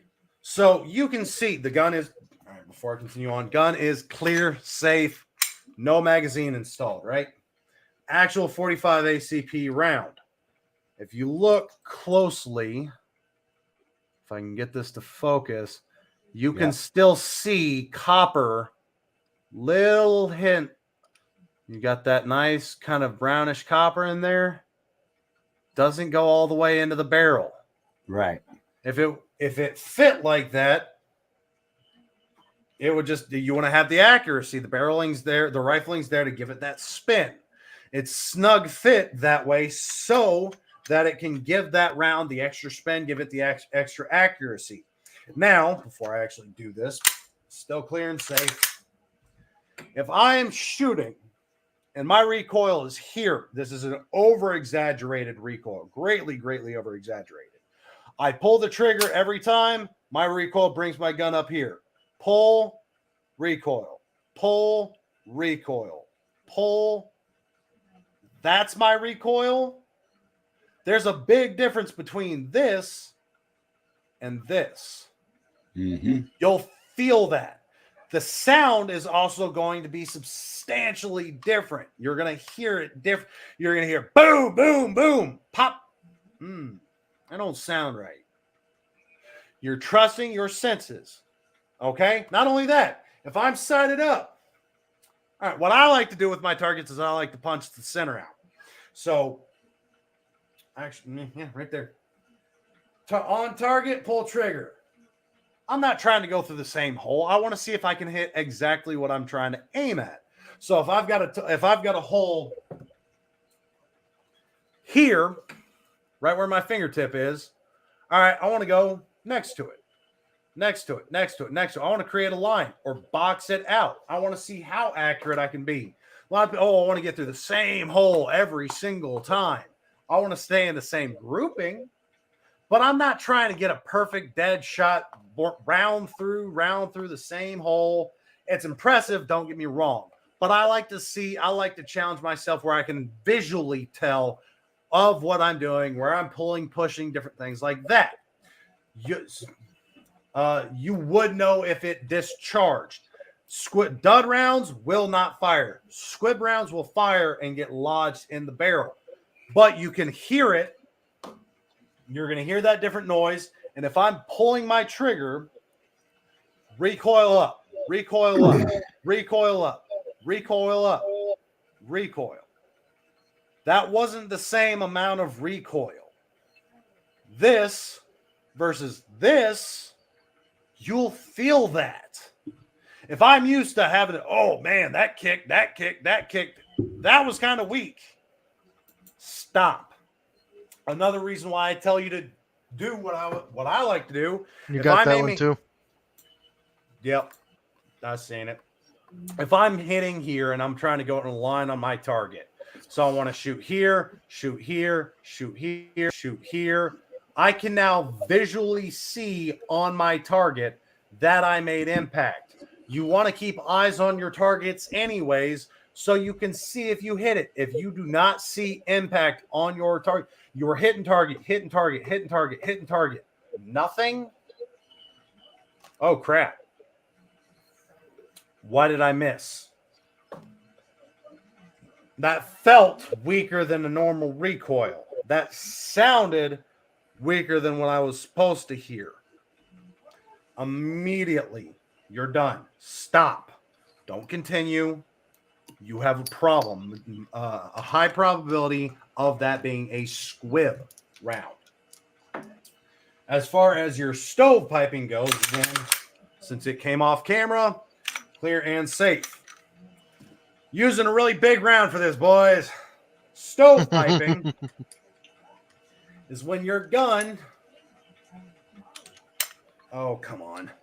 I don't want to damage this too much in case I do get it reloaded. Gently. Really, again, over-exaggerated. But your brass failed to fully eject. I've been talking too much today. My mouth is dry. Your brass comes out. It's not a huge problem. This one, you're probably going to see the round eject through the bottom. There's no magazine inserted, so it's going to go whatever direction it wants to go. The quickest way to deal with this: rack it, tap it, and go back on target. A lot of them say rack, tap, or rack, smack your magazine, and then tap the back to ensure that it's fully seated. So you're trying to discharge that old round, get a new round in, make sure your mag well is completely seated in, and then make sure your upper receiver is completely forward. So back, up, forward. That's how you deal with most stovepipes. A double feed, that's really hard to do without a rifle. And that's really not... We'll have to go over more malfunctions later. We'll have to pull a video up that has a double feed scenario in it that you can see. Because it's going to be hard to visually do see. that. Do it with a rifle. It's pretty almost. It's improbable you're going to have a double feed with pistol rounds. Your 5.7 by 20. That's right, Barbara. It's a lot to learn. There is a rifle-based pistol. It's a 5.7 by something. It does have the tip. That does have the possibility of double feeding in. But how that's happening is if I have two bullets with the points, they're trying to go through the same hole. If you've ever watched anything on the Black and Yellow website called DP, same concept. same exact concept right there. Two things trying to go into the same hole. Doesn't work all the time. Just saying. Just one's not going to say anything. Yeah, I'm not going to say a word. That was the best analogy I could think of right there. One thing, one thing you don't want it. But yes, typically crime scenes are looking for shells, rounds, my fingernail or fingerprints are all over this brass. Brass itself reacts with the oils on your skin. You'll see patina, like what you see with all the rounds in this one. These are the rounds I typically play with a lot. Now, that's not to say that's going to be enough to cause this round to malfunction. It's still an encased system. It just looks a little dirty at this point in time. But nice, brand new. This one's I haven't played with as much, so this is a much shinier brass compared to this one. This one will still work. This one's already been done its job. But there are a lot of – you can have rounds that are seated too deep, not seated enough. You can have rounds that are overloaded, underloaded, double feed, misfires, squib rounds. I said so. Stovepipe. There's quite a few different malfunctions that can happen with a firearm. A lot of it breaks down to cleaning your gun. Surprisingly, a lot of it comes down to making sure your firearms are good and clean, including your magazines and mag well. If you only clean bits and pieces here and there, it still has the likelihood of failing. That dirt's still in another area. So, and y'all, we did the field stripping and cleaning here on camera. Y'all saw how thorough I was, even with guns that were mostly clean already. Guns I hadn't fired in a while. Okay, that's a great question. It depends on how often you use it, where you store it, and what you store it in. Ideal situation, you have a gun safe with a dehumidifier installed. Mine needs to be installed. But seeing as I rent the house, I don't want to be putting a bunch of holes in the concrete and the walls. And a dehumidified atmosphere enclosed, as long as you're not opening the safe every single day, 3 to 6 months. If you're storing it in a humid environment where it is getting like Texas summers, you're looking at a 1 to 3 month cleaning. But this is without shooting it any. If you're keeping it just out in the garage, in the humidity, or in the attic, like my parents kept my first shotgun when I went to boot camp. Yeah, that one pissed me off royally. It'll rust. You'll get, most of the time it's just surface rust. Really, there's two types of rust. You have surface and structural rust. Surface rust you can scrub off. It will remove some of the patina that your firearm has, but your gun is still safe to use. Structural rust, if you can poke a hole through it or scrape it off in chunks, structural rust. Stored around the house for easy access, anywhere from 1 to 3 months, depending on how humid your house is, how well you keep it clean. Now, remember, she lives in Jacksonville, Florida area. It's humid down there like crazy. You want what I do or want how often you're supposed to clean them? There's a reason why I over-oiled my guns on camera. In fact, y'all saw how oily my gun was after. This is one of the guns we did clean on stream, and you saw how much oil came off onto my hands. I over-oil my guns for a reason. The only reason is because I don't know when the next time I'm going to clean it is. if you're going to sit it for a while in a humid environment, Jacksonville, Florida, you want them stored around the house in convenient areas. There's no kids, preferably no pets that can damage or scratch or pee on them. When you clean a gun, you're trying to use the right amount of lubricant as a protectant, as well as lubrication for the firearm itself. What I did, you saw how much oil there was on the barrel, is I coat components that are exposed. Don't think of it like, oh, I can see it kind of a thing. This is exposed to the elements. This is going to be in my nightstand all the time. But now I don't want it crying. I'm not going to just take it over a bathtub full of oil and go, in the name of the Father, Son, and the Holy Death, you be clean. I'm not going to just drown it in oil, but that if you use a little extra oil on it, you coat the upper receiver, you coat the inside entirely. Your outer area right here does have most firearms use Cerakoting, anodizing, some kind of a wrap, powder coats. Most firearms have some kind of protective layer. As long as I don't just leave water on this, it's not going to rust. The internal components, when I open this up, I want to over oil a little bit. That oil doesn't evaporate. Most oils don't evaporate. So if I overcoat it just a little bit, let it soak into the different areas, I'm only going to have to worry about it once every 3-4 months. I'm not using it. I'm not firing it. And it really comes down to what make model. Colts love to be clean.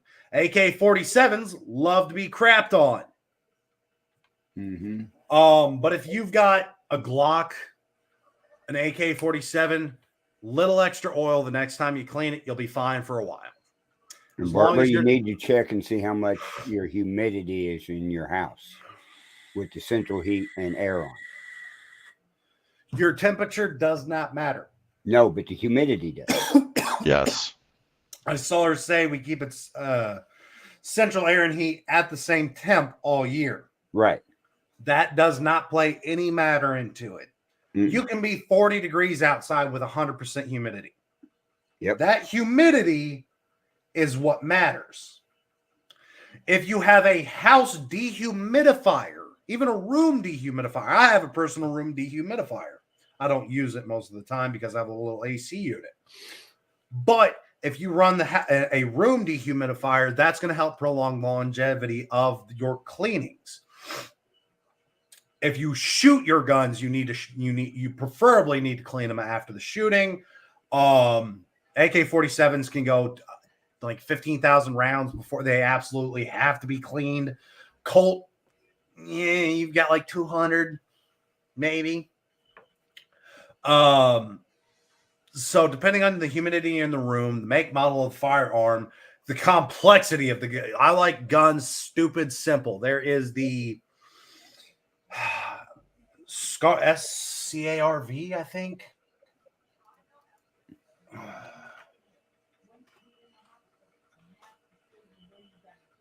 Oh, that's the SCAR. CARV.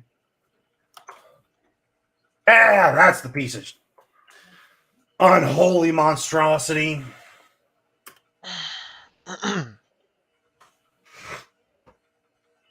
Let me see if I can find the internal components. CARV.2. .2 rifle internals.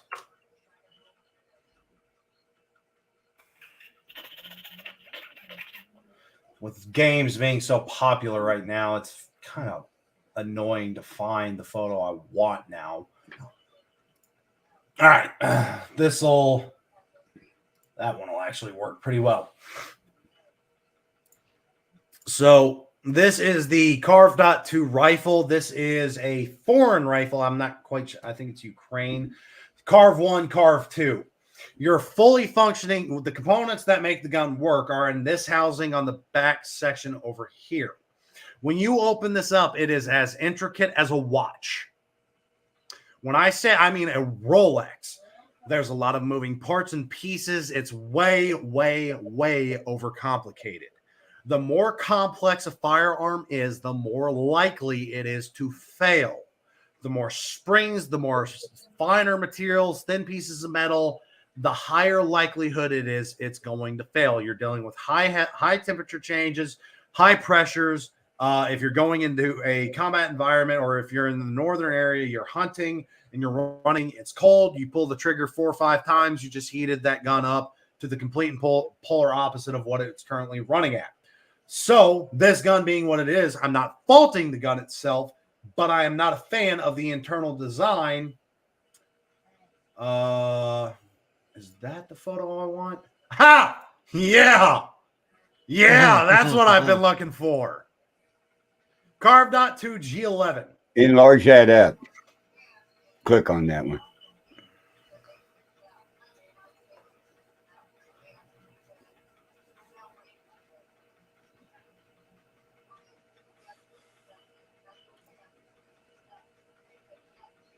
Yeah, there's good pictures right there.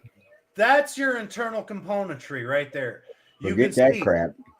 thin pieces of metal stacked on top of each other, lots of pins, screws, bolts, springs, latches. There's a lot. Even the ARs are a little overcomplicated in my opinion, and they're still pretty simplistic. Bolt action rifles, great. I love my ARs, don't get me wrong.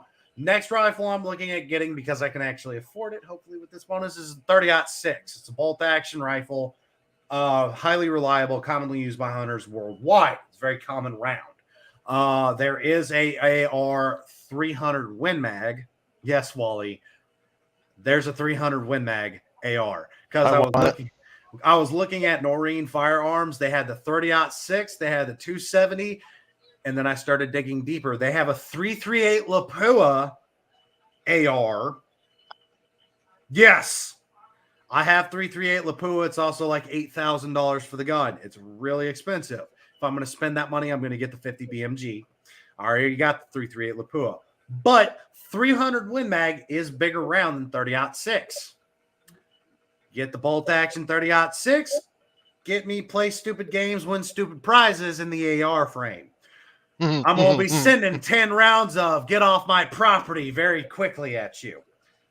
So, yeah, I've been doing it. I love gun. I'm a gun fanatic. I love collecting guns. You have to, by the way, Jailbird, you have to be very mindful shooting at armadillos. Armadillos and alligators are bullet resistant. Shoot it with the wrong caliber and shoot it in the wrong area, that will ricochet off and hit you. But as far as the G11 goes, the Carve 2, whatever you want to call it, however it's phrased, this thing sucks. Way overcomplicated. This is German engineering at its finest.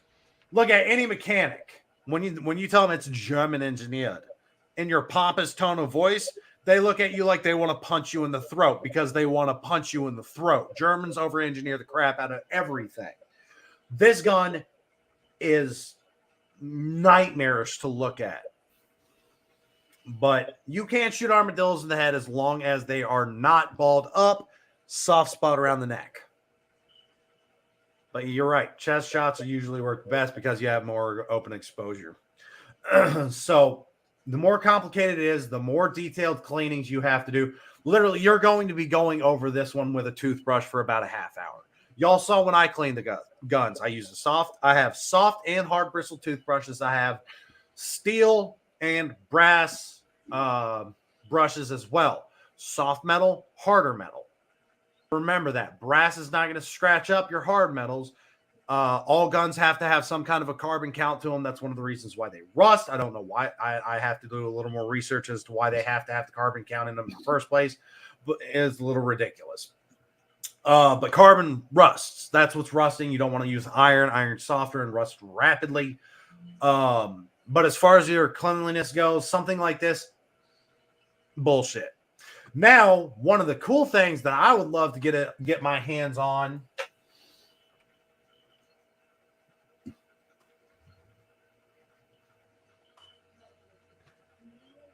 is if I could find one big enough, not too huge, some about like that. That's not what I'm looking for. But You what looking I'm, for like a solvent cleaner thing? they use them on jewelry. They use them on fine components, watches, rings. It's A called tumbler? an ultrasonic sink, Yeah. utilizing sound waves to penetrate all through the entirety of it.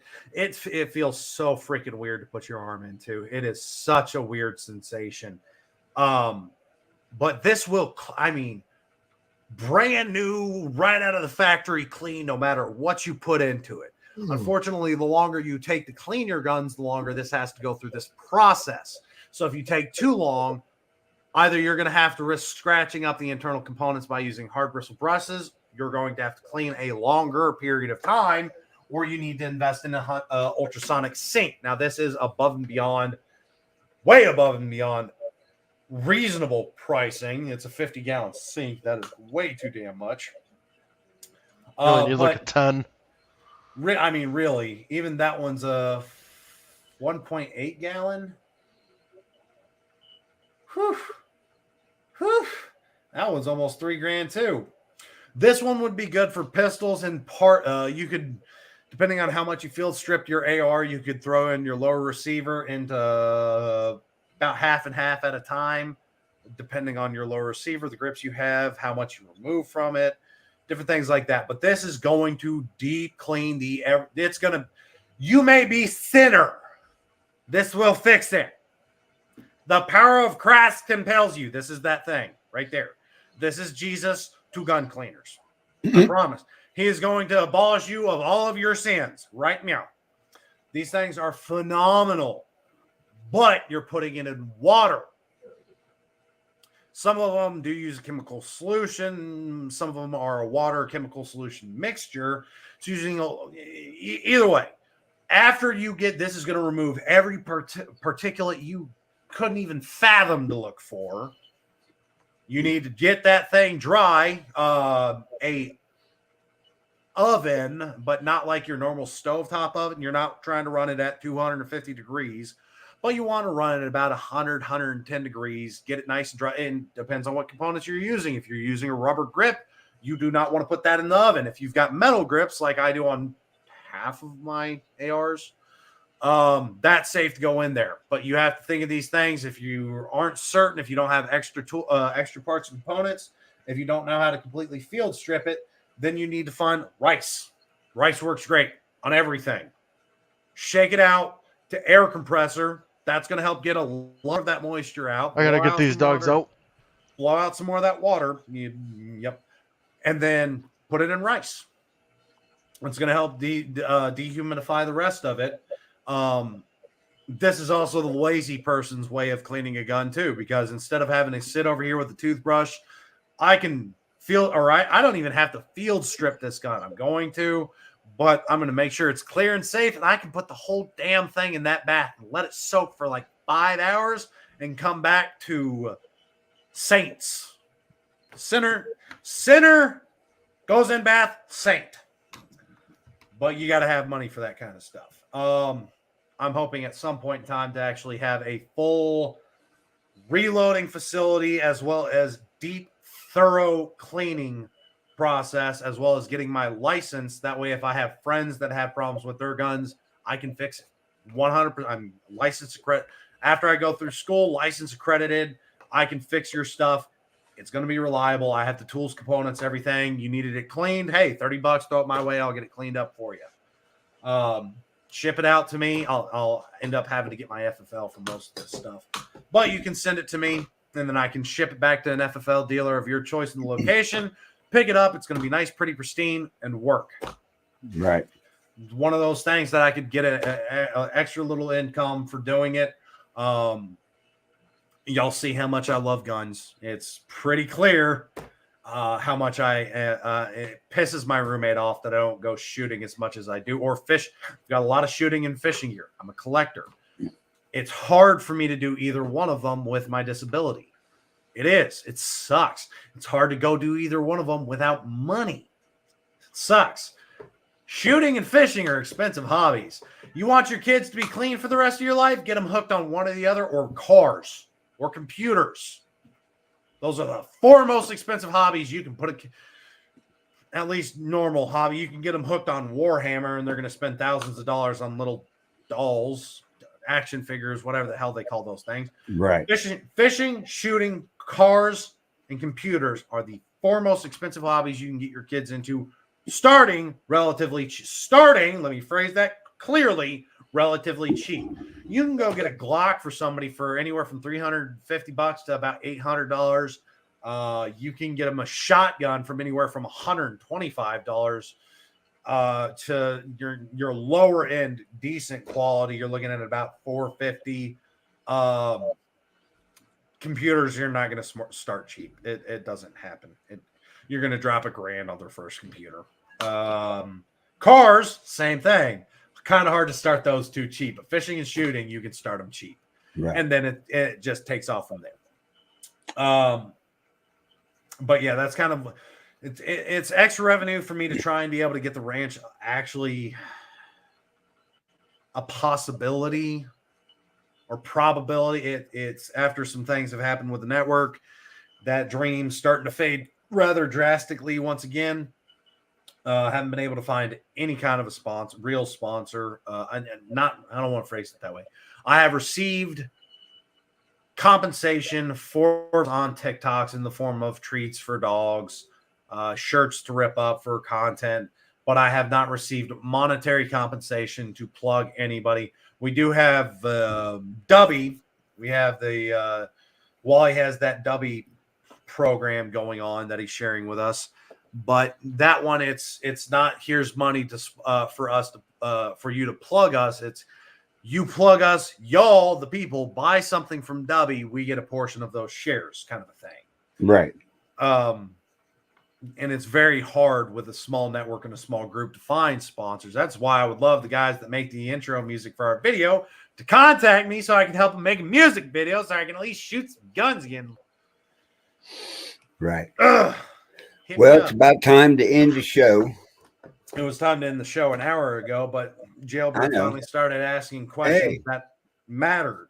Those are the malfunctions are things you're going to run into. Cleanliness is something you're going to run into. Rust, something you're going to invest in a good quality oil, invest in good quality solvents or a ultrasonic sink.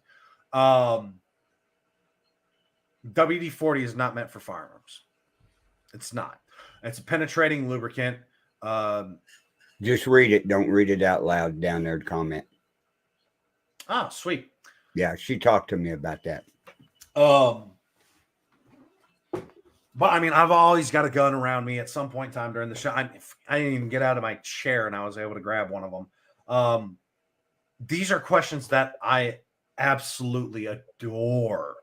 I don't get into boring articles. I don't get into crappy politics. I don't have to get my blood pressure rising. I'm covering something that will affect every single gun owner out there at some point in time or another. And I would rather show you how to deal with it than you run into the situation where you cannot deal with it in a timely manner. If I can teach it to you, you can run drills on yourself. Easiest way to do a stovepipe. Get a spent round, get the same caliber. I had a .338 Lapua. Get the same caliber. Get a spent brass 45, 9mm, whatever. Open up your upper receiver. Put this in there and let go. Deal with the stovepipe a couple times with an empty mag inside to see how it handles differently. There's a lot of factors that go into firearms that I don't think most people consider. A lot of people think it's just a tool meant to be used for a specific reason. That may be true, but tools malfunction. Tools break. Tools have different problems. Different things affect different tools differently. Different environments, weather conditions, water.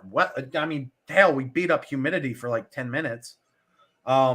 These are things gun owners need to start regularly looking into for their. It's very expensive to completely I mean, it's almost cheaper to go and buy the gun over again if your gun completely fails like this. Now, certain models, makes, models, different things like that, it's easier to replace parts and components, but there are some guns out there that you cannot replace anything on. Exactly. So knowing how to deal with these malfunctions, knowing what to look, listen, and feel for, if I could get the property, if I could get the ranch and I could buy like high points, I would run high points. I'm not going to spend good money on good guns to break them. I would show y'all squib rounds constantly, how it does, different things like that out of a gun I don't care about at all. It's the only reason I'm buying a high point is to destroy it. And there are YouTubers out there that currently do this. You can go and Google Kentucky Ballistic. I can't remember the name of the other dude. He loves playing with high points. He loves to beat up high point all the time. He shot literally shot a high point gun with a gun. But y'all Generation Ranch. I think so. But y'all can pull these videos up. I wish I could provide them for you as well. I just don't have the money that these guys have. I've got my guns. I'm in a great amount of debt right now that I'm currently fighting so I can start buying new toys again at some point in time. I mentioned for a tattoo and a new gun. I'm about 2 years overdue for the gun and about 5 years overdue for the new tattoo. No, it had been 3 years overdue for a new tattoo. Either way, it's been a minute since I've had needle against skin and good needles against skin. Let me phrase that the right way. And been able to buy anything new or get my stockpile of ammunition up to where I want to get it. I don't have a lot of 50 Beowulf or 338 Lapua right now at all, for that matter. I do have plenty of 5.56 though. No, that's fine, Barbara. Leave it up there. But I'm going to hold out hope for probably another year, see if our numbers grow. But I got to wake up and smell the roses at some point in time. I'm going to live in the dream just a little bit longer. I think the ranch is a great way to help train people. I think every individual on or in America, legally in America, deserves to have access to the same style of training as police and active duty military. You need to know how to sweep and check your house. You need to know how to deal with an intruder. You need to know how to clean your guns. You need to know how to deal with malfunctions. Gun ranges are great, but it's so damn boring just going and plinking at paper all day long. Run scenarios, run drills, get real training. Now, there are like pro shooters, there are places you can go to. As far as I can tell, like the combat training, the only one I've seen that we have in Texas is only for, or at least in Houston areas, for police and active duty military.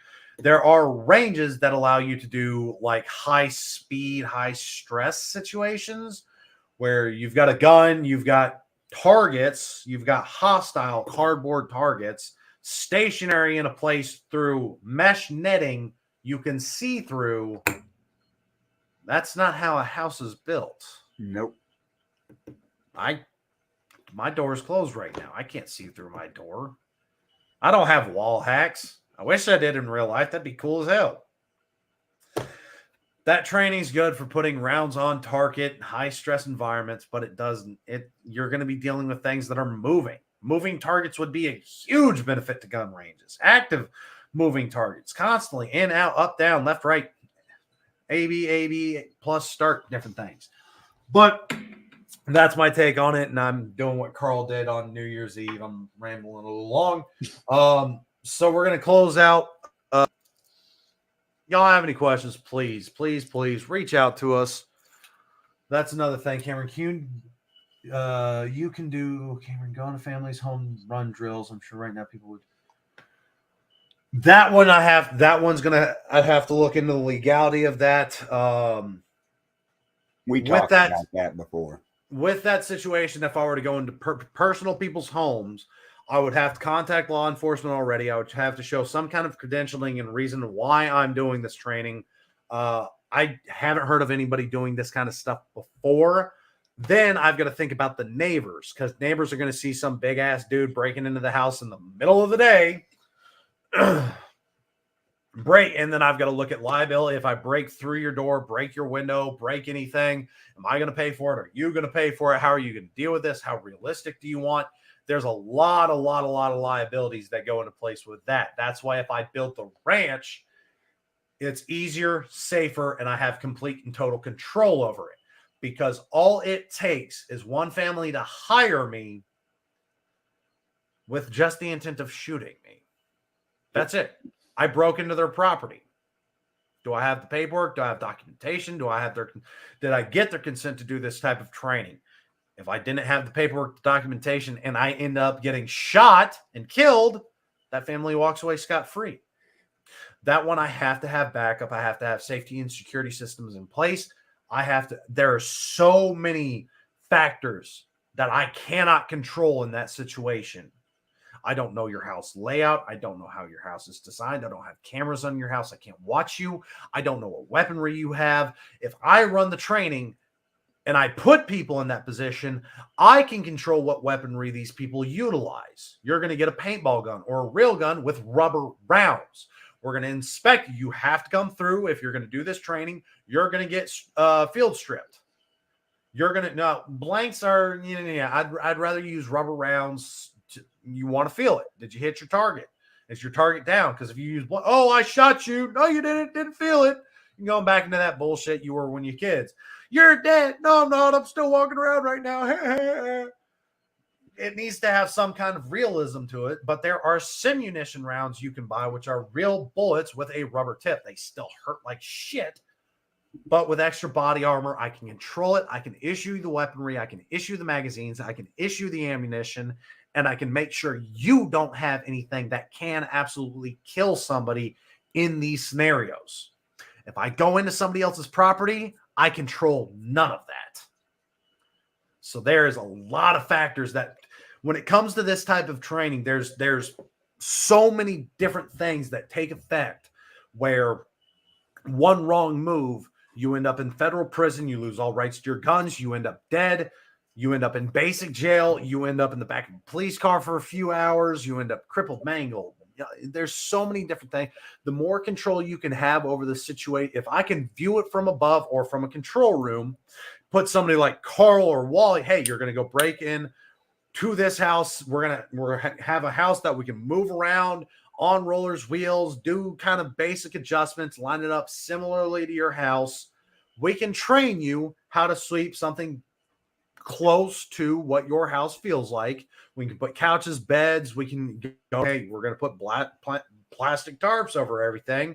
We got this stuff out of the dump. We cleaned it the best we can, but don't pull it off and sleep on it.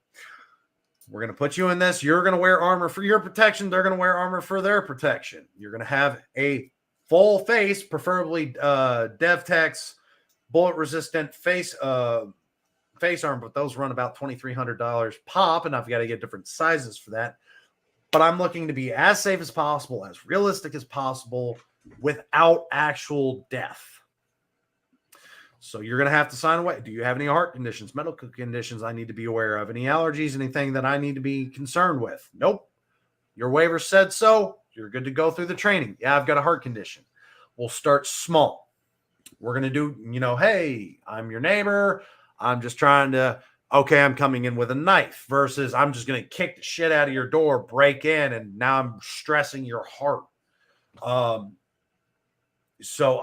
Those are all concerns that I have to deal with this kind of training. This is not something I've only, I kind of want to do this. No. I have put, you can ask Carl, I have put dozens upon dozens of hours into how I want to run it, how I want to do the training, the layout of the facility, the layout of the property, extra ways to make extra income, what kind of safety factors we have into place, what kind of speaker systems, cameras, I've spent a lot of time trying to make sure this is something that, one, is a huge benefit to people, not just the training, but your family, while you do the training, they can go and have fun doing something else, but you're not going to get hurt, severely hurt. Get hit with simunition is going to suck, but you're not going to get severely hurt or die doing my training. What's up, Carl or Wally? No, Mike. I'm used to this thing now. All right. So I got a really good idea. Very good idea for tonight. Ready or not? We've done that one before. We can see if We Dave have wants- not done. We have not done it on stream. No, No, you're we right, showed it to Carl. If we actually get, I would say either just me and you. I don't want Chris involved. I don't want the other person that was with us involved because it gets too hectic. We can, David. We can. Hey, we're going to do streaming. We want to run this as realistic as possible. Run as a team. We're trying And to show. if David people- don't want to, we can do it ourselves. There's a couple maps that we know really well. Exactly, and this shows you kind of in a controlled, contained environment, in a completely controlled, contained environment. You're watching a string of games out there. This is probably the most realistic way to sweep a house. Everybody wants to, when they go to check their house, they're moving quick. They're snapping around corners. They're trying to bounce. They're moving too fast. Slow is smooth. Smooth is fast. When you move controlled, you have less likelihood of you having a problem. Not only that, you're keeping your systems close to your body. A lot of people like to check their house, arms fully extended. Well, if I'm coming around a corner like this, that perp can get a hold of the gun. That perp can get a hold of my arms. They can cut my arms, shoot my arms, burn my arms. They know exactly around where my neck's going to be, my head's going to be at. When you do your checks, you're keeping nice and close. Even when I check my house, when I hear noises, I pivot my gun around my line of sight. But notice how close I'm keeping this to me. I'm not extending as far out. I'm not way out here. That's why one of the reasons why I had a completely custom built AR9 and 45 ACP. It is a short barreled AR pistol that I can do this with, have a grip on, have complete control of the weapon, and go around and check my house, keeping nice, tight, close. And I've got more rounds. I've got 23 rounds plus one. And I can come around corners. And my line of sight is with the gun the whole time. That way, if I see something, goodbye. Pew, pew. Meanwhile, that if way I you don't have a big long barrel sticking around the corner. if I start, the cops want to say the best weapon for your house is a shotgun. Fear tactic, yes. The sound alone has been shown to scare off 75%. Don't quote me on that statistic. It's been a while since I pulled up those numbers. 75% of breaking and entering stops when they hear a shotgun rack. Inmates have been questioned, what's the most terrifying sound you could hear breaking into a home? A shotgun rack with a woman's voice. That was at that time. I'm not joking. That is 100%. I know you're not. serious. It's just funny. That is 100% serious. The biggest thing that scares them the most is the woman with a shotgun. Once they hear that thing rack, they know they're ready to use it. They're willing to use it. And that woman is going to shoot them until you stop, because that's what cops tell them. They're in your house. You shoot till the body stops moving. Men, on the other hand, are more likely to be incarcerated because either they stopped, and why'd you stop? He was dead. How'd you know he was dead? I know Because I shot him. He was calm. He was collected. Men are more likely to be incarcerated for breaking and entering and shooting and killing somebody because they didn't have that I feared for my life. That's why that feared for my life plays a huge factor. Now there are laws in effect that are supposed to protect that man in the first place, but we all know the courts, they're not the most best thing in the world. So what a lot of cops tell men is empty the mag, and that's it. The second you go to reload anything, your shotgun, your pistol, your revolver, your rifle, anything, the second you go to reload, that took thought. Women will empty every single time till the body stops moving. Men are told empty it. That's it. Benefit is dead men tell no tales. I feared for my life. How are you now? I think I'm okay. I think I'm in a state of shock. You've got to phrase things the right way. Way too much crap to get into. We've already ran an hour and a half longer than we normally do. We'll Yeah, send we this got another video show to get next ready week. for in a half an hour, Yeah, and I got to let Gunny out one more time. But and I gotta get Yeah. logged in. bring these And I questions got to up. work on Tammy's computer. Yeah, bring these questions up more times. Remind me next week. We can go into more details. These questions are things that I am absolutely infatuated with. I can go off on many, many different tangents where it's not me ranting and raving, but it's actual beneficial knowledge and weird facts like women with a shotgun that nobody thinks about. But yes, the shotgun is the preferred home defense weapon for police because the sound alone is enough to scare off the majority of home intruders. But it's a long barrel weapon. Unless you get a class 3 tax stamp and get a short barreled shotgun. Takes about 6 months for you to receive the shotgun, but Okay, it's about Barbara. this long.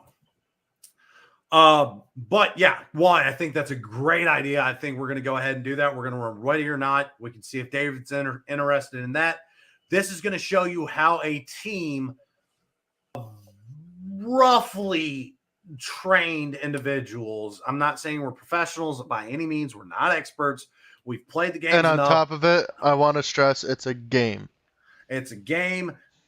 I have basic military basic military training when it comes to your Marines, your Army, the guys that are doing the hardcore sleeps, their training crushes mine. But these are guys that are hardcore military style gamers. They know what they're doing. They know how to do it. It's for civilians. If you're sweeping, this is kind of the things you're looking to do.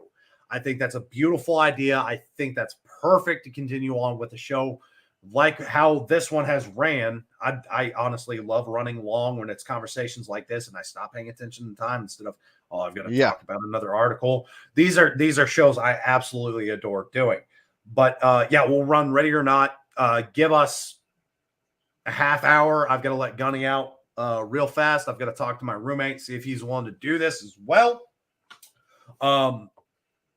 I also think with that being said, we need to run it as tactically as possible. Proper communications, contact. And that's why I said I don't want nobody other than David, because David we can control. Little bit. A little bit. So I think that's if not, it'll go really well with just me and you because we work together well as a team. So I think that'll work for tonight. So please stick tuned. I'm going to end up going live on the TikTok as well to try and bring more people into view there. I think I might go live on mine too, or help you get live on your computer. Yeah, wouldn't be a bad idea because then we could if you can figure that out while I let Gunny out, let me know. He's been itching to go out for a minute now. But with that being said, I have got to get more water. My throat is a little dry right now from all the talking I've been doing for the past few days. Had to teach Wednesday, Thursday, and Friday. I actually trumped the instructor that was fully trained on a class. I just started learning to teach this class, but it's all information I've already known for like a decade now. So I was giving out a lot of information. He was looking at me like, how did you know what? Yeah, there's a lot of random crap up here. I may look big and dumb, but I'm not the most dangerous person in the world, but I am a dangerous person. And it's not saying, oh, I've got a bunch of guns. No, I have a lot of useful, valuable information. I can't call on it all the time, but I'm not a big dumb animal. I just look like one and smell like one half the time. But please come back next show, ask more questions. Both of us run 3 monitors. We'll be able to keep track of the comments coming in and out. It's a slower paced game, thankfully. So as once we're done clearing the room, we'll interact as much as we possibly can. But with that being said, I need to let Wally figure out how to try and get that live on TikTok. Already on it. That I've got to let Gunny out, get some water. Carl's got to deal or help Tammy with her computer. And we ran an hour. We did 2.5 hours of stuff I love doing. I really don't want to bring the show to a close because this has been a very, very entertaining conversation. And I feel like I have put out valuable information that people want or need to hear, not just, oh, politicians are doing this and this. That stuff sucks. This is shit that will affect you. This is stuff that matters to. This is the stuff I actually care. I don't give a what politicians do. It's not going to affect me. You need to report anything over $600 in your Venmo. $599.99, bitch. But please come check out Free Stupidity with Wally and myself. I say it that way. That's his show. He does the gaming stuff. I do the ranting and raving and blood pressure checking and making things go kaboomy. So I'm going to fulfill this one. We have to get another streaming studio. We'll talk about it after show closes and everything. We'll try and figure it out. We won't be able to do it tonight. Piss. Oh well. Either way, Jailbird, great conversation. Thank you so much for being as interactive as you have, asking these questions. This is stuff I love doing. I hate going off on the angry tangents. I hate having my blood pressure skyrocket. This is stuff that I absolutely adore talking about. If you have friends that have any questions like that, please bring them in. Please. I look at how many times we've talked about all the conversations we talk about, going back to them over and over again. We don't know who hasn't heard this before. Yeah, some of it sounds repetitive to our loyal listeners, but if we have somebody new, they need to know this as well. And now you at least have information on it. You can pitch in, you can chip in, you can give scenarios, different things like that. You're becoming more informed and you can assist through the show by knowing this knowledge.